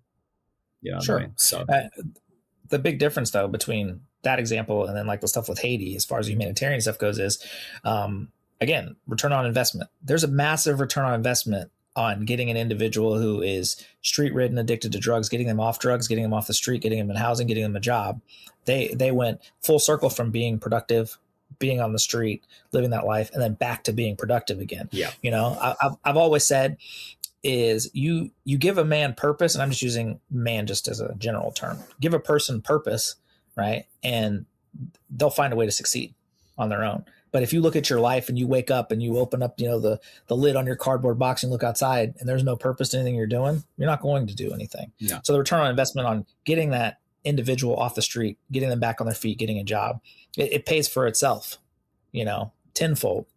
They're back, they're working, are paying taxes or whatever. Maybe they go get an apartment and then they get a house and so on and so on. And if you do that multiple times, again and again and again, that's a net benefit to society, and I'm not talking financially. It's a benefit to that individual. It's a benefit to the people around that individual, because maybe that same person that got themselves squared away knows person who's in the same situation. They can go talk to them, be like, hey, I know you talk to experts who have never lived this life, but I've lived it. I've been there. That's why I love listening to these people talk, who finally get themselves squared away when they talk about the detriments of living on the street, how they were able to find their footing. Like, those are the people you need to listen to. They're the experts on it because they've done it. Not somebody who went to grad school and studied, homelessness from a book. They have no idea what they're talking about. Academically, they might. They can throw a bunch of statistics at you, but they've never been digging through garbage trying to find something to eat to make it to the next day, So I'd listen to the person with the experience versus the person with the knowledge they attained from reading in books. Absolutely. Couldn't agree more. All right. Well, one more area before we go to some closing questions. You are a high-level fencer as well. So again, we were talking last in 2021. So what are some of the kind of highs that you've had in that sport since? Like I said, in 2021, I was on the cusp of going to Tokyo. So because that all got delayed. So this actually goes back to 2019 when a lot of that stuff was happening. And because that all got kind of ruined by what happened with COVID, I was like, you know what? I'm done fencing. So I actually was just not going to fence anymore. I didn't officially retire from the sport, but I was like, I'm old enough. I'm not going to do it. So I stopped fencing. I didn't fence at all in 2022. And then I got a phone call from a retired rocket scientist, oddly enough. And he had crunched all the numbers. And he was all like, hey, I know, or I've heard that you're not really competing anymore, but I wanted to tell you, based on the numbers and what I've done, you're still the number one ranked person in this hemisphere. And I feel like if you come back, because they changed the qualification criteria for Paris, I think you have a really good chance of making it. And I was like, okay, who are you? I'm a rocket scientist. Yeah. And then he tells me, and I still know who he is now, but I was like, okay, cool. So I looked into what he was saying. I realized that he was right. I was like, okay, I'm going to have to get some money together to be able to do this. And I end up going back down to Brazil for the Pan Am Games. Now, bear in mind, I hadn't fenced in a year. And I think I practiced for 1 hour. I was like, oh, I think I can move around a little bit in the chair. Okay, let's see what happens. I go down there. Man, it was rough. I think typically I would go in pools. If I pools 5, 6, 7 people, it's how many people you fence in order to get to direct elimination. I think I lost 2 or 3 bouts to people I'd never lost for before. I was like, what is going on? Then I got into direct elimination and I won every single bout pretty much with ease after that. And as I remember, a director came over to me, he's like, oh, I saw you knocked the rust off in those pool bouts and you finally found your footing. And because I think I won my first DE was 15-1, then 15-3, then 15-0. Wow. And then I won the final 15, it's 15-3 or 15-4 or something like that. But actually me and the guy who I won against, we had made history because it was two Americans, Garrett, who's also on the team. We went 1 and 2. So it was America in first and second place, which was really cool. And then I was like, okay, I think I can probably still do this again. And what they changed about the criteria for qualifying was, so I'm a foilist. I fence one weapon. I don't fence multiple weapons. There's some people who do, and I understand why you would. If you're going to fly to Thailand, you don't want to just compete in one event. Fence as many events as you can because you're already there. You spend 27 hours getting there, fence as much as possible. Me, I'm just kind of I want to do one thing. I'm not interested in doing the other stuff. Well, it used to be you had to do 2 weapons and they would qualify you based on the 2 weapons. Well, they changed the criteria for Paris to where it was just 1. I was like, that's great because all I do is foil. So went that Pan Am Games. And then I just kind of went on about with the rest of the season. I think that might've been the same year. I was 15th at World Championships in South Korea.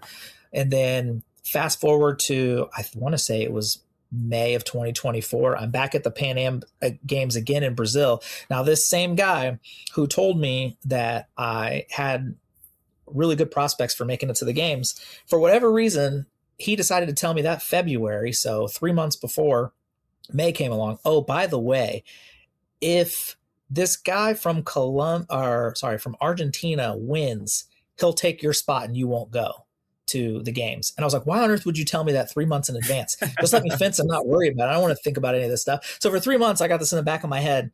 Oh, crap. If this guy wins, I don't need to win. This guy just can't win. So if he loses in the round of 8 or the round of 4, I'm fine. My spot's solidified. So we get there, get back to Brazil. I'm like, all right, let's go. I show up at like 7 a.m. thinking I'm going to fence at 9. They're like, no, you're ranked number 1. You don't fence till 2 p.m. I was like, oh, so I had to like sit around all day. So I get there. I'm just hanging out. And then lo and behold, I'm looking at the bracket. I'm seated number 1. And the guy that cannot win is seated number 2. And I was like, oh no, here we go. So I fenced my first match, win that. Fence my second match, win that. Who's in the finals? Me and the guy who's not supposed to win, because if he does, then I don't go to the game. So it really boiled down to that particular match. Like that was, I knew when I was sitting down in front of him, like, okay, if I lose this, I don't go to the games. If I win this, I definitely go to the games.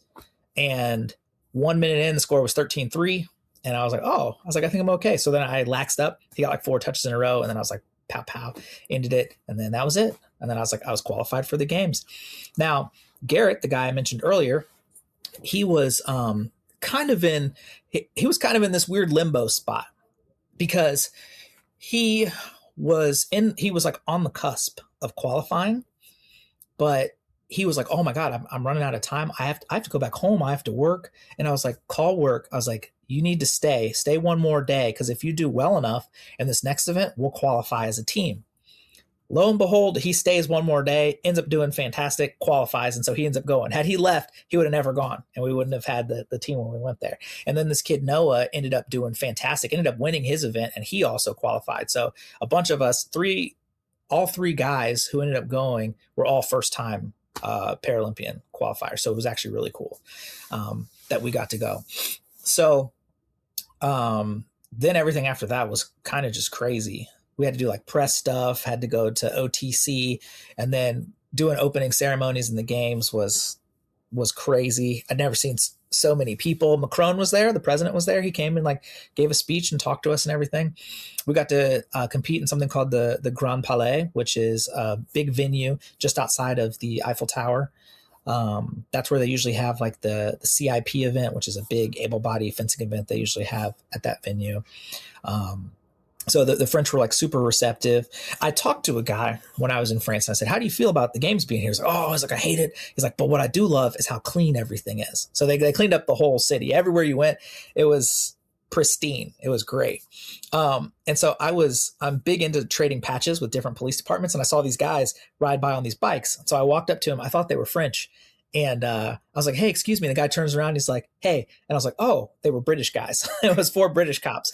So I was like, hey, you guys want to trade some patches? And they're like, oh, we don't have any patches. And this guy, like, he pulled out this giant bag. He's like, what do you need? And it like opens it up. And so we exchanged a bunch of patches with them. Then I went, competed. I won my first bout. And then I lost my second one to Italian guy. And then he lost to a Chinese guy. And the Chinese guy, he ended up winning 4 gold medals at that event. And come to find out, they haven't lost since like 1996 or something. Like the Chinese are very dominant in my sport. Then after the games, we did the closing ceremonies once everything was all said and done, which was wild. It was a giant soccer stadium or football stadium for my European friends out there. Mm-hmm. And there were 70, 80,000 people all cheering. It was pouring rain, but it was still really cool. They had a huge show. Then I come back to the States. And that was in August. And then in September, was it September or October? Might have been October. Went out to DC, met the president. Actually, I have a picture with Hunter Biden, which is really funny because he was, I'm sitting at the bleachers. I'm sitting next to Garrett. And he was like, hey, who was that guy over there? Because this guy came out behind the bleachers and was like walking around, and then like he disappeared. And I was like, I don't know. And then he pops back up again. I was like, that's Hunter Biden. I was like, that's President Biden's son. Did he ask you for your email address? No. so President Biden ends up finishing like his speech or whatever, which was actually pretty funny. He was pretty funny. He comes over, starts shaking everybody's hand, saying hi to everybody. I saw Merrick Garland sitting just in front of like where the president was. So I was going to go over and get a picture with him, because most of these people I was with, they don't really follow politics. So they don't know any of these people. There was like 700 people there watching and everything. And I spotted Merrick Garland like right away. I was like, I'm going to go try and get a picture. But by the time I got up and walked over there, he was gone. So then I started walking through this little U, because they had us like walk in this U area where all these people could say like hello and congratulations to all the Olympians and Paralympians that were there. And lo and behold, Hunter's just kind of like standing there, like looking around. I was like, hey, Hunter. And he looks over, like kind of surprised that anybody said his name. And I was like, let's get a picture. He was like, oh. Okay. So I took a picture with him, and like that was kind of like my claim to fame for that thing. And then after that, went back home, and then I've taken all of 2025 off. I'm not competing at all this year. I've trained some, but and I went back to Washington State, where my coach lives, and have done some training out there. But my first competition is in February in Cincinnati, and I'm just going because it's close. I don't typically fence nationally anymore, but it's right there. It's a 45-minute drive from my house. So I was like, I got to go. And then, like I said, Bradenton is the first World Cup. That's kind of where I'll see where I'm at physically. And then the first qualifying event is in Brazil, I think in October next year. And then 2027 is when everything ramps up for LA. So we'll see how it goes. The nice thing is I feel like once you qualify once, the pressure of trying to qualify again doesn't feel the same. Like it's not really there. You're like, I've done this before. I've reached the pinnacle of like the highest thing I can do in my sport. Now everything else is kind of just like cruise control, really. You said there's 3 types. Is it foil, épée, and saber? Yep, those are them. All right. I fenced for a heartbeat a long, long time ago. I was trying to remember if that's right. So just for people listening then, what are the differences between the 3 types?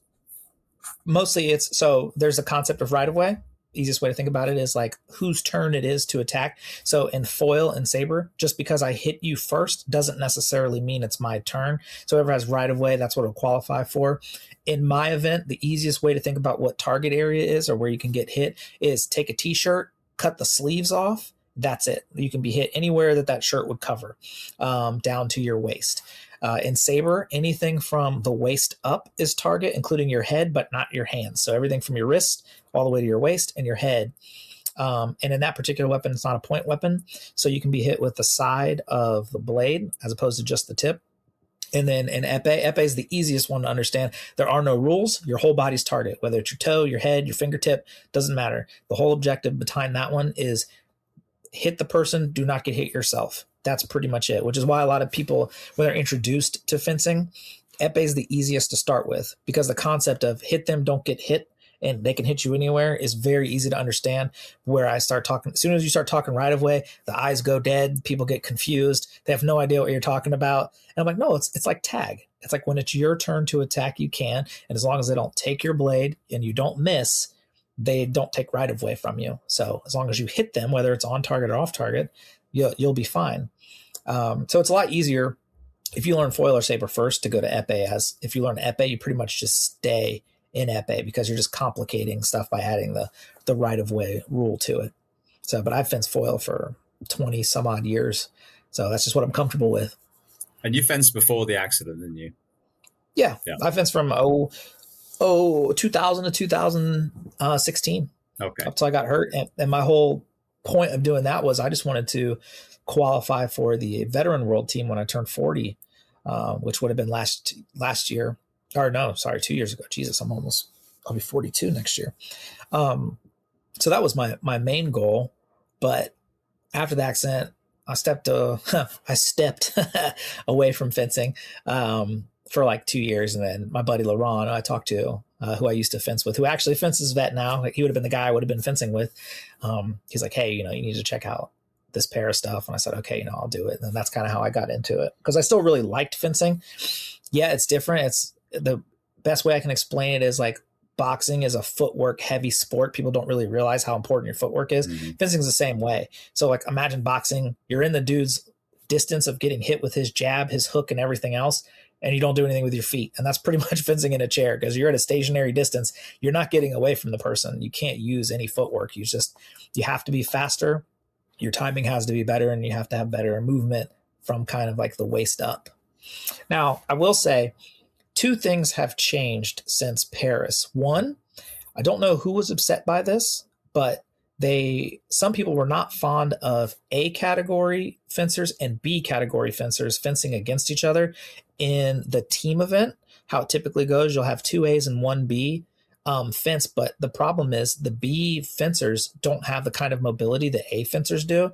So if you're fencing, and let's say the score is 23 to 13, okay, one team is down, but their B fencer is going against their best A fencer. Well, now the score is 30-23 because the B can't get away because they don't have the mobility to move the way the A's do. So the A just sits back knowing the B can't hit them, and then waits and then hits them. Are they both in Um, chairs, different types of mobility? yeah, Okay. yeah, you're both in chair, but Bs typically have they might have like a spinal injury that really limits their ability to move back and forth. Gotcha. A's have the most flexibility. A's typically, like myself, maybe they're missing a foot, or maybe they're just missing a hand or an arm, but they have like complete mobility. My buddy Pierce, who fences for the British team, I mean, he can lean all the way back and like put his head on the ground. He's got hypermobility in his spine. He's able to just get away incredibly far. Somebody was like, this isn't fair. So they changed how it's going to be for LA because of that. And then another thing they changed is the qualification criteria or the classification criteria for who is allowed to fence. So we lost, I think, like 8 fencers got kicked out of parafencing. They can't fence anymore. So, and the guy who won 4 golds, the Chinese guy, he got kicked out. He's won like 8 Olympic golds or something, and now he can't do the one sport that he's done. He just got booted, and I was like, wow, that's really crazy. Because of the level of disability, or I don't know. They changed the classification criteria. I'm not sure. I always thought he had like I thought I'd have to look at him again. I thought he had like a limb deficiency where one leg was slightly shorter than the other, but they decided that's not enough of an issue, so he got the boot. There was a French girl. Same thing happened with her. I'm not sure what her ailment was, but they said it's not enough. She got booted. I know a Hungarian girl who got kicked out. So, and these were like high level people. The Hungarian girls won gold medals at the Olympics before. So, and they're getting kicked out. So you're taking a sport that's already really small and has not a lot of participants and making it even smaller now because of the new classification criteria. What's really annoying is I have to reclass even though like I'm missing a limb. So like clearly it's not growing back. Nothing's going to change. I was like, I don't understand why I have to reclass. Yeah. Just be like, hey, here it is. Okay, you're good. You're class A, right? Because I don't have any spinal issues. There's also a C category also, and they're like the very extreme end of it. They have like grip issues. So a lot of times you'll see their weapon will be taped to their hand and they have like almost no mobility. You rarely see them, but for the most part, it's just A and B is just the 2 subcategories of parafencing. A, most mobility. B, a limited mobility. C, almost no mobility. Stephen Hawking level. Yeah, practically. Yeah. Like, yeah, you're not doing anything. I don't personally know any C level competitors. I've seen them though. World Championships, they'll have like a little event for them and stuff. But again, when the criteria is what it is, the pool of people that you're going to fence is so small. Give you an example of like why I don't compete nationally. This event I'm going to in Cincinnati, there's only 5 people. Most people, I wouldn't put on my socks to compete in an event. If it was in California, like Anaheim, I'm not going to go. Like I'm going to spend $800 to $1,000 to compete against 5 people and then fly home. No, I'm not going to take off work for that. Luckily, this is in Cincy. I can just drive down there, compete, and I can come back.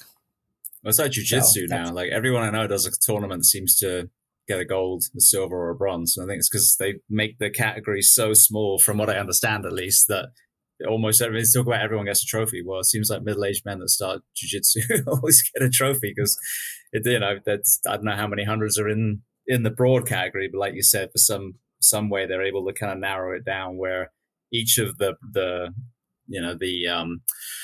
brackets seems to just have a small amount of people. So, which is great. I mean, you don't want to be there all friggin' day, but at the same time, it's funny how there's that whole participation trophy conversation. But if you look at jiu-jitsu, I mean, I don't think they actually won all the belts, of the age group for that event. Yeah, if you only have 3 people, like for instance, in fencing, they give out in the really big events, they'll give out 8 placement medals. It's usually first, second, and then they do 2 threes. So 2 people get bronze, and then you do 5th, 6th, 7th, and 8th place.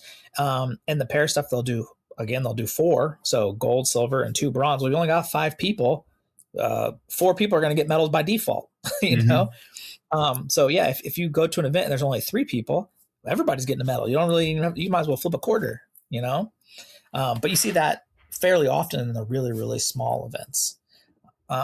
So that's why I like doing like the international events. You'll get a lot more competition, and it all depends on like where the events are. There's some places not a lot of people are going to show up. Surprisingly, America is one of the places. So yeah, we're having that World Cup in Bradenton. But something that I was unaware of was how many of the fencers from other countries need visas in order to come to the US. And sometimes they just don't get approved in time. and they just can't get here, or they're expensive. The first time I fenced in Brazil, I needed a visa to get in there. It was cheap. It was like $10. And the process took like 3 days, but it wasn't a hindrance to me. But I started noticing certain people from certain countries just weren't coming. We had an event in DC, and I was like, where are all these people? Like, oh, they couldn't get visas in time. And I was like, I didn't realize that was a thing. I thought you just came here because you wanted to come here. Like, no, I was like, their country requires a visa. I was like, oh, okay. So America, being so far removed from everything else, is typically one of the harder countries to come to. But everybody goes to, like, Poland. That was one where Poland's not super far from the Far East. So the Japanese, the Chinese, the Koreans will come. And then everybody in Europe, Poland's right there. They're all going to show up. And then it's really only a trip really for Americans. But again, it's not an expensive place to go to. So I'd spend more money going to Korea than I would go to Poland. So everybody likes going to that. It's usually a huge event. Amazing. All right. Well, I want to throw some closing questions at you before I let you go. The first one I'd love to ask, is there a book or are there books that you'd love to recommend? It can be related to our discussion today or completely unrelated. If you just want some really good some old school reading, Freedom in Chains by James Bovard. I think it's his name. Let me see. Let me see here. Oh, yep, that's it. That's a good book. And then also there's another book.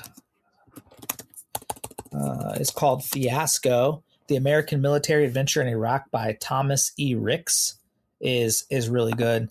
That book kind of explains how the U.S. military works with incredible military precision when it comes to fighting conflicts, but really struggled with the rebuilding process because, let's face it, the military is not for rebuilding, right? But it talks about all the different things that happen leading up to basically what ended up being a disaster that was Iraq, and kind of how it happened. So that was a fascinating book to read. I read that in grad school, though, probably 12, 17 years ago, a long time ago, but very good books. Yeah. Was it Halliburton made a crap load of money from that? Oh, a ton. Because when you go in and you do the stuff and then you're like, hey, this needs rebuilt. I have a company that rebuilds stuff. Oh, we'll contract you and we'll pay you 10 times what it costs, because we all know the government, just like, you get a government hammer, it's $100 hammer, not a $3 Stanley hammer. Government nail is a $50 nail, not a 5-cent nail. So yeah, that doesn't surprise me. There's all kinds of stuff like that happens all the time. Yeah. And again, we're talking about COVID. I think war is another one we need to have a discussion. Okay, how do we find ourselves in this? Did anyone benefit from it that may have maybe pushed us into this in the first place? How do we stop that happening again? 100%. Yeah. All right. What about films, documentaries, TV shows? Oh, well, the greatest TV show of all time is The Wire. You never convinced me otherwise. I just watched it. I don't know if you recommended it when we spoke before, but it had come up a few times, and I finally binge watched 5 seasons? I swear. I don't normally binge watch. I binge watched the shit out of that show. It was phenomenal. So now that you have, wait a year, go back and rewatch it, and you'll catch stuff that like you completely missed. For the longest time, it wasn't until the third or fourth time I rewatched it that I started to appreciate the second season.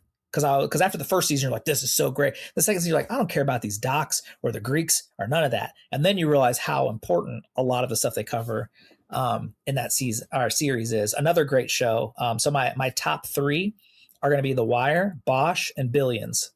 Damian Lewis in Billions and Paul Giamatti are fantastic. Did you ever see Billions? I didn't watch that one, though. Okay, so Billions is about an SDNY attorney who just cannot stand hedge fund guys. He thinks they're all corrupt. They're all just stealing all types of money. Damian Lewis runs a giant company called Axe Capital, and it's literally, there's no action. It's all dialogue, and it's fantastically written. One of those shows where it's good from the first episode to like the last one. Like you'll be satisfied with like everything that happens in it. And then let's see, what's another good show? Have you watched Landman at all? I haven't. We're watching Yellowstone at the moment. But that's what I actually need to watch, because I guess another show came out called U.S. Marshals. My wife was talking about it yesterday, and she's like, oh, you have to watch Yellowstone first because the guy who's in U.S. Marshals is one of the guys from Yellowstone. I was like, oh my God. So Taylor Sheridan, he's been killing it with his shows. I've liked pretty much everything I've watched of his. I like the way that he writes. I did not know that he actually wrote Sicario. It was directed by Denis Villeneuve, But Taylor Sheridan actually wrote it, and I really like how that whole story kind of pans out. What else is really good that we watched recently? I can't think of anything else off it. Task was pretty good on HBO. That's only one season of that. That was very entertaining. I liked what they did with that show. You asked me about what shows and movies. You said movies also. Movies, documentaries, any of those. You know what? Predator Badlands was really good. I was surprised. I'm gonna let my kids watch it when they come out. It was more of like an adventure / coming of age film than it really was like a horror movie. Nothing about it is scary. There's a guy, he's underestimated by his people. He goes off to try and prove that he's worthy and goes on an adventure trying to do it. I was like, this is classic. So Disney honestly didn't mess it up. I was really satisfied with it. I would definitely watch it again. And I think my kids will be really entertained by it. And they got away with the PG-13 rating because no people die in it. You got androids and you got crazy alien creatures, and that's it. No people are harmed. So, and it's mostly subtitles. You'll have to get used to that because the Predator guy speaking his own language the whole time. But very, very entertaining film. And I'm sure you saw Top Gun Maverick, right? Yes, I did. Oh, fantastic. Like that movie through and through was like, this is how a movie should be. We got a problem. We got an enemy. How do we resolve this? Here we go. And nothing else was put into it. I was like, that's great. Because, we don't know who the enemy was. Is it China? Is it Russia? No, it doesn't matter. It's an enemy, right? And that's it. And here's what we got to do. So I was a big fan of it. I was going to segue. I just took a breath to say something and I just totally brain farted. Give me 1 second. Hold on. Well, usually you ask me like, who else should you interview? Yeah, well, I was going to how do I make that flow? Yeah, I really liked Top Gun. The only thing I found was the whole piano thing. Maybe they could have come up with a slightly different way of doing it rather than the exact same thing as his dad. But that was my only criticism. Yeah. All right. Well, next question. Is there a person that you'd recommend to come on this podcast as a guest to speak to the first responders, military, and associated professions of the world? Oh, wow. That specifically? I mean, it could be anyone. The guests are so diverse on here, but... Oh, well, then Larry Sharp. Do you know who he is? It doesn't ring a bell. Please educate me. He is a libertarian guy in New York City. I'm sure he'll be able to address like issues that are concerned, anything like police fire, anything like that related. But the man has fascinating ideas when it comes to like education, fixing the education system, and just certain things he would have liked to have done in New York. He gets no recognition because in a place like New York, unless you got a D by your name, you're really gonna have a really hard time there. He never gets more than like 0.07% of the vote because I think most people don't know who he is. But he was on I found out about him because he was on a Joe Rogan podcast, and I thought he was just a really interesting guy. His ideas were kind of interesting. Nothing really new per se, because he's siphoning off a lot of the ideas of kind of how they do school in Europe. Like by the time you hit your 10th year, you kind of get to decide, do I want to go college trajectory or do I want to go like occupation trajectory? Mm-hmm. And then like at that point is when you start like, okay, I'm going to start focusing on, I want to be a welder. This is what I'm going to do from here on out. So he has like ideas very similar to that. Now for somebody to talk to our kind of profession, man, you'd have to find, I don't think there's any like commissioners or mayors or anybody I can think of who's done such a fascinating or good job that it would warrant you spending your time talking to them. You know what I mean? Like a retired police chief or something would be really cool. Hell, you know what? Get a hold of my old Major Weisman, the guy who's in Bradenton. He's the assistant chief down there. If you just text me and I'll get a hold of him and ask him if he's interested in talking to you. Cause I mean, he's done police work for years and I really liked him. And because he was more command staff level, maybe he can answer some of those questions that we can about the inner workings of like how that happens, where, yeah, it's easy for us to sit here and say, oh, blah, blah, blah, this is happening. And then he can explain the why of like, well, here's why it's difficult to do this. And there's some stuff maybe we're unaware of that's happening on the back end. Well, you got to get approval from such and such people in the state, so on and so on. Because I can give you a small example really quickly. When you get habitual runaways, right? Every time if a kid runs away on Monday, comes back on Tuesday, and then runs away again on Tuesday, comes back on Wednesday, every time they do it, you have to resubmit the same information to our record system that puts the kids into the leads database. So that way, if a cop runs across them in Kentucky, it'll show up as missing. Well, every time that happens, even though nothing has changed, the kid's height, weight, hair, eye color doesn't change. You have to resubmit that information every time. So I was like, why don't we do it where if we have a habitual and we know he leaves Monday, he comes back Monday, he leaves Tuesday, so on and so on and so on. Why don't we just leave that information in for like a week? So Monday through Friday. And if it doesn't change, then we go back and change it when it does. Well, it's because it's a state thing. The state requires you to do that every time. And until that law is changed, you don't have a choice to do that. So there's no like instant thing we can put in like, hey, here's the person that ran away. Oh, we have all their information. Boom, they enter it, they send it off. No, it has to be submitted every single time because we have to fill out these like dental forms for them, even if it doesn't change, even if they don't even have a dentist. Because a lot of times you run into kids at like group homes and stuff. They don't know any of that stuff. It's like, nah, the kid's name's Adam Smith. He's this tall. He weighs this much. His hair and eyes this. This is what he was wearing. Oh, okay. What's his dental information? Oh, we don't know. Okay. Well, then I don't have to fill out that piece of paper, but I still need to send it in saying they don't have this information because it's required by the state. So it might be something like that they're running into. So I think he'd be a good person to try and talk to. Brilliant. I appreciate it. All right. Well, then the last question before we make sure everyone knows where to find you. What do you do to decompress? Gym. I go to the gym, or I play a lot of heavy metal music. And I don't mean like listen to it, like actually I write it. So I play guitar and I shoot. So I recently, as I'm going to do the fencing stuff, I'm going to try and go to LA, but I'm working on transitioning into USPSA competition shooting. So I do a lot of competition shooting now, which is loads and loads of fun. Even just doing dry fire practice in my room or going out and physically shooting, because it's way different because it's a competition setting. There's one thing to like go out to a field, put a couple magazines in a gun and just shoot aimlessly with no purpose. You're just wasting money at that point in time. But if you're like, hey, I want you to engage these 3 targets at this distance, at this time, right, to, establish whatever you make up your criteria, that's when it becomes fun. Then it's a whole process.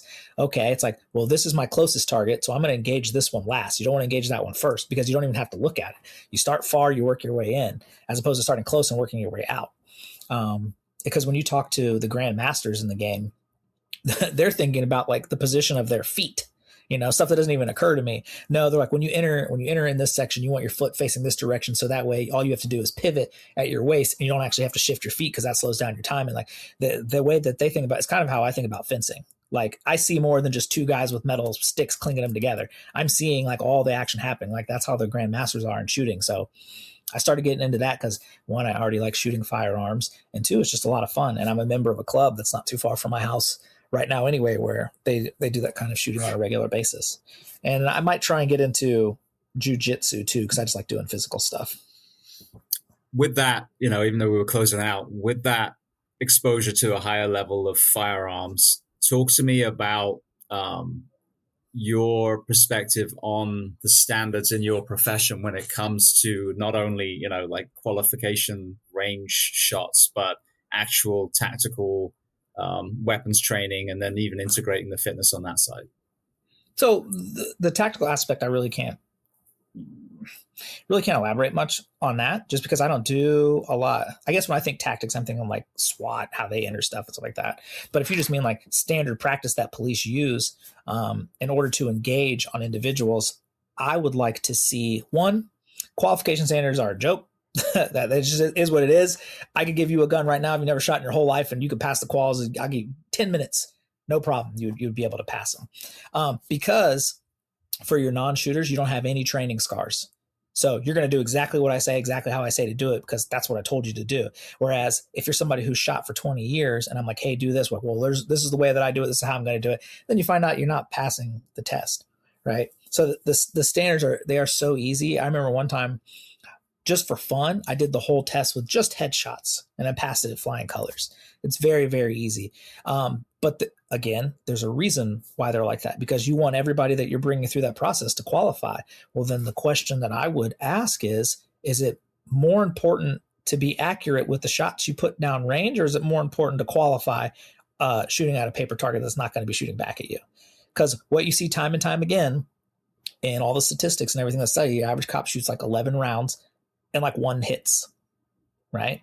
Because it's just, you're just shooting and all the fundamentals that you're taught and all that, because you only spend 5 weeks doing it in the academy, they kind of just go out the window, because you're not experiencing that stress when you're just standing stationary shooting at paper. It's very easy. It's calm. There's nothing about that is stressful. So we don't know, and we don't have an indicator of how you're going to behave in a high stress situation where somebody's actually shooting back at you. Now, what you will see are on some of those videos where officers, especially guys who have like a military background, who have been in that situation, man, they just go to work immediately. No problems. They engage, put the target down on the radio, being clear as they can about it. Shots fired, suspect down, going to need a medic, the person needs assistant. I'm going to start, life-saving care or whatever at that point in time. And they just go about it.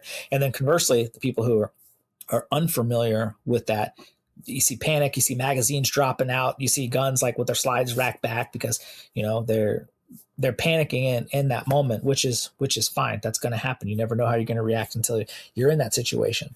But what I would love to see are getting your initial training and your shooting to pass your qual, sure, but then a shit ton more of advanced training beyond that. High stress, like high stress. Oh, great.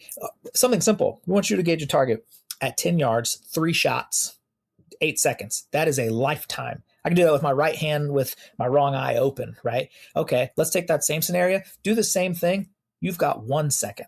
That's where you'll see the wheels fall off. And that's the point that you work from. Then you start adding, okay, 1.5 seconds. Okay, 2 seconds. Oh, you can do this in 1.87 seconds. Well, now let's reduce it and let's keep going to where you can get it no problem. Because if you can get 3 rounds off on target in 1 second, 9 times out of 10, you should win that gunfight, right? But if you can't do it in that time period, because your spread is missing the target, you got a shot in the ground, a ground in the air, one on paper but not on the target.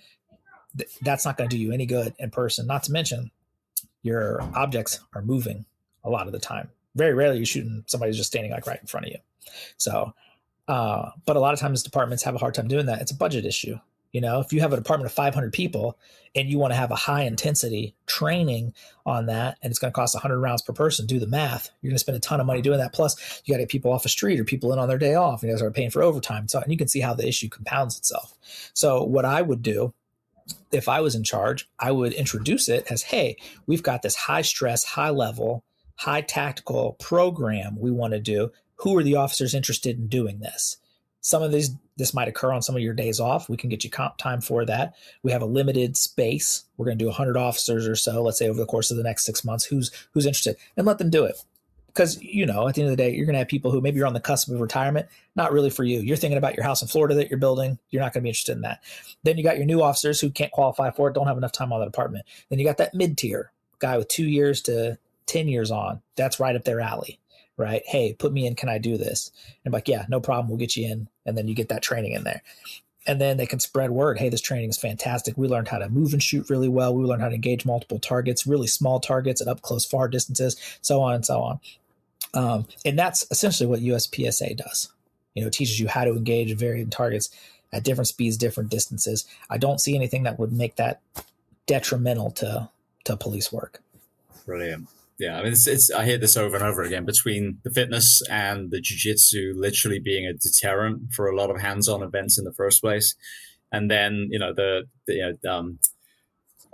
goodness, God, my brain's just turned off. Lieutenant Colonel Dave Grossman. There we go. Oh, yeah. Let me just write that down. I'll say that again. 210. And then listening to Lieutenant Colonel Dave Grossman talking about, it's literally like a martial art with a weapon, and some of the stories of these great marksmen truly saving lives in some of these events. Having that bar, we're circling around to the beginning of this conversation again, when the bar is set high, the chances of a law enforcement officer being killed, but also the wrong person being killed, whether it's in a hostage situation, whether it's, as you alluded to, one of those stray billets like we had in an event not too long ago. I think it was in a Walgreens, and they shot through and ended up killing someone that was in the change room, I think. The better marksman we can get, anyone who carries a gun for a living, it just makes perfect sense. But, we save lives, and you can even take, like I can with drugs, even take lives. So we have to be held at the highest level, but that also create needs, you have to have an environment that forges that performance, and you can't overwork, understaff, sleep deprive people that make these life and death decisions. Yeah. And I think lastly, the one thing that we're really seeing, and this is why, it's great to have additional firearms training, but we really need to work more on going hands-on with people. A lot of people become really reliant on their tools. If you tase a guy and he's walking towards you and it does nothing, that's a scary feeling because you're like, oh, this thing that I thought was supposed to work, that really only has like a 33% effective rate, didn't do what it's supposed to. And you're scared to go hands-on. No, grab them, grab a hold of them, figure out what their worth is. Is this person going to fight? Did they tense up? Or did I just completely take all the air out of their balloon and now I've got complete control of this individual? Well, you won't know that until you put a hand on them. But you see a lot of times, a lot of officers, and I've seen it like in different videos, are really timid about going to hands-on because they're worried about either stuff on the back end, what's going to happen if I do this. Well, if you're tasing somebody, it's a use of force regardless. It's no different than if you grabbed him and you hit him a couple times. But I think being able to go hands-on really has to do with your own kind of like confidence. Like if you're well trained and what to do once you grab somebody, then you'll be fine. It's like I always tell people who are really fast runners, that's great that you're fast, you caught the dude. What are you going to do when you get him?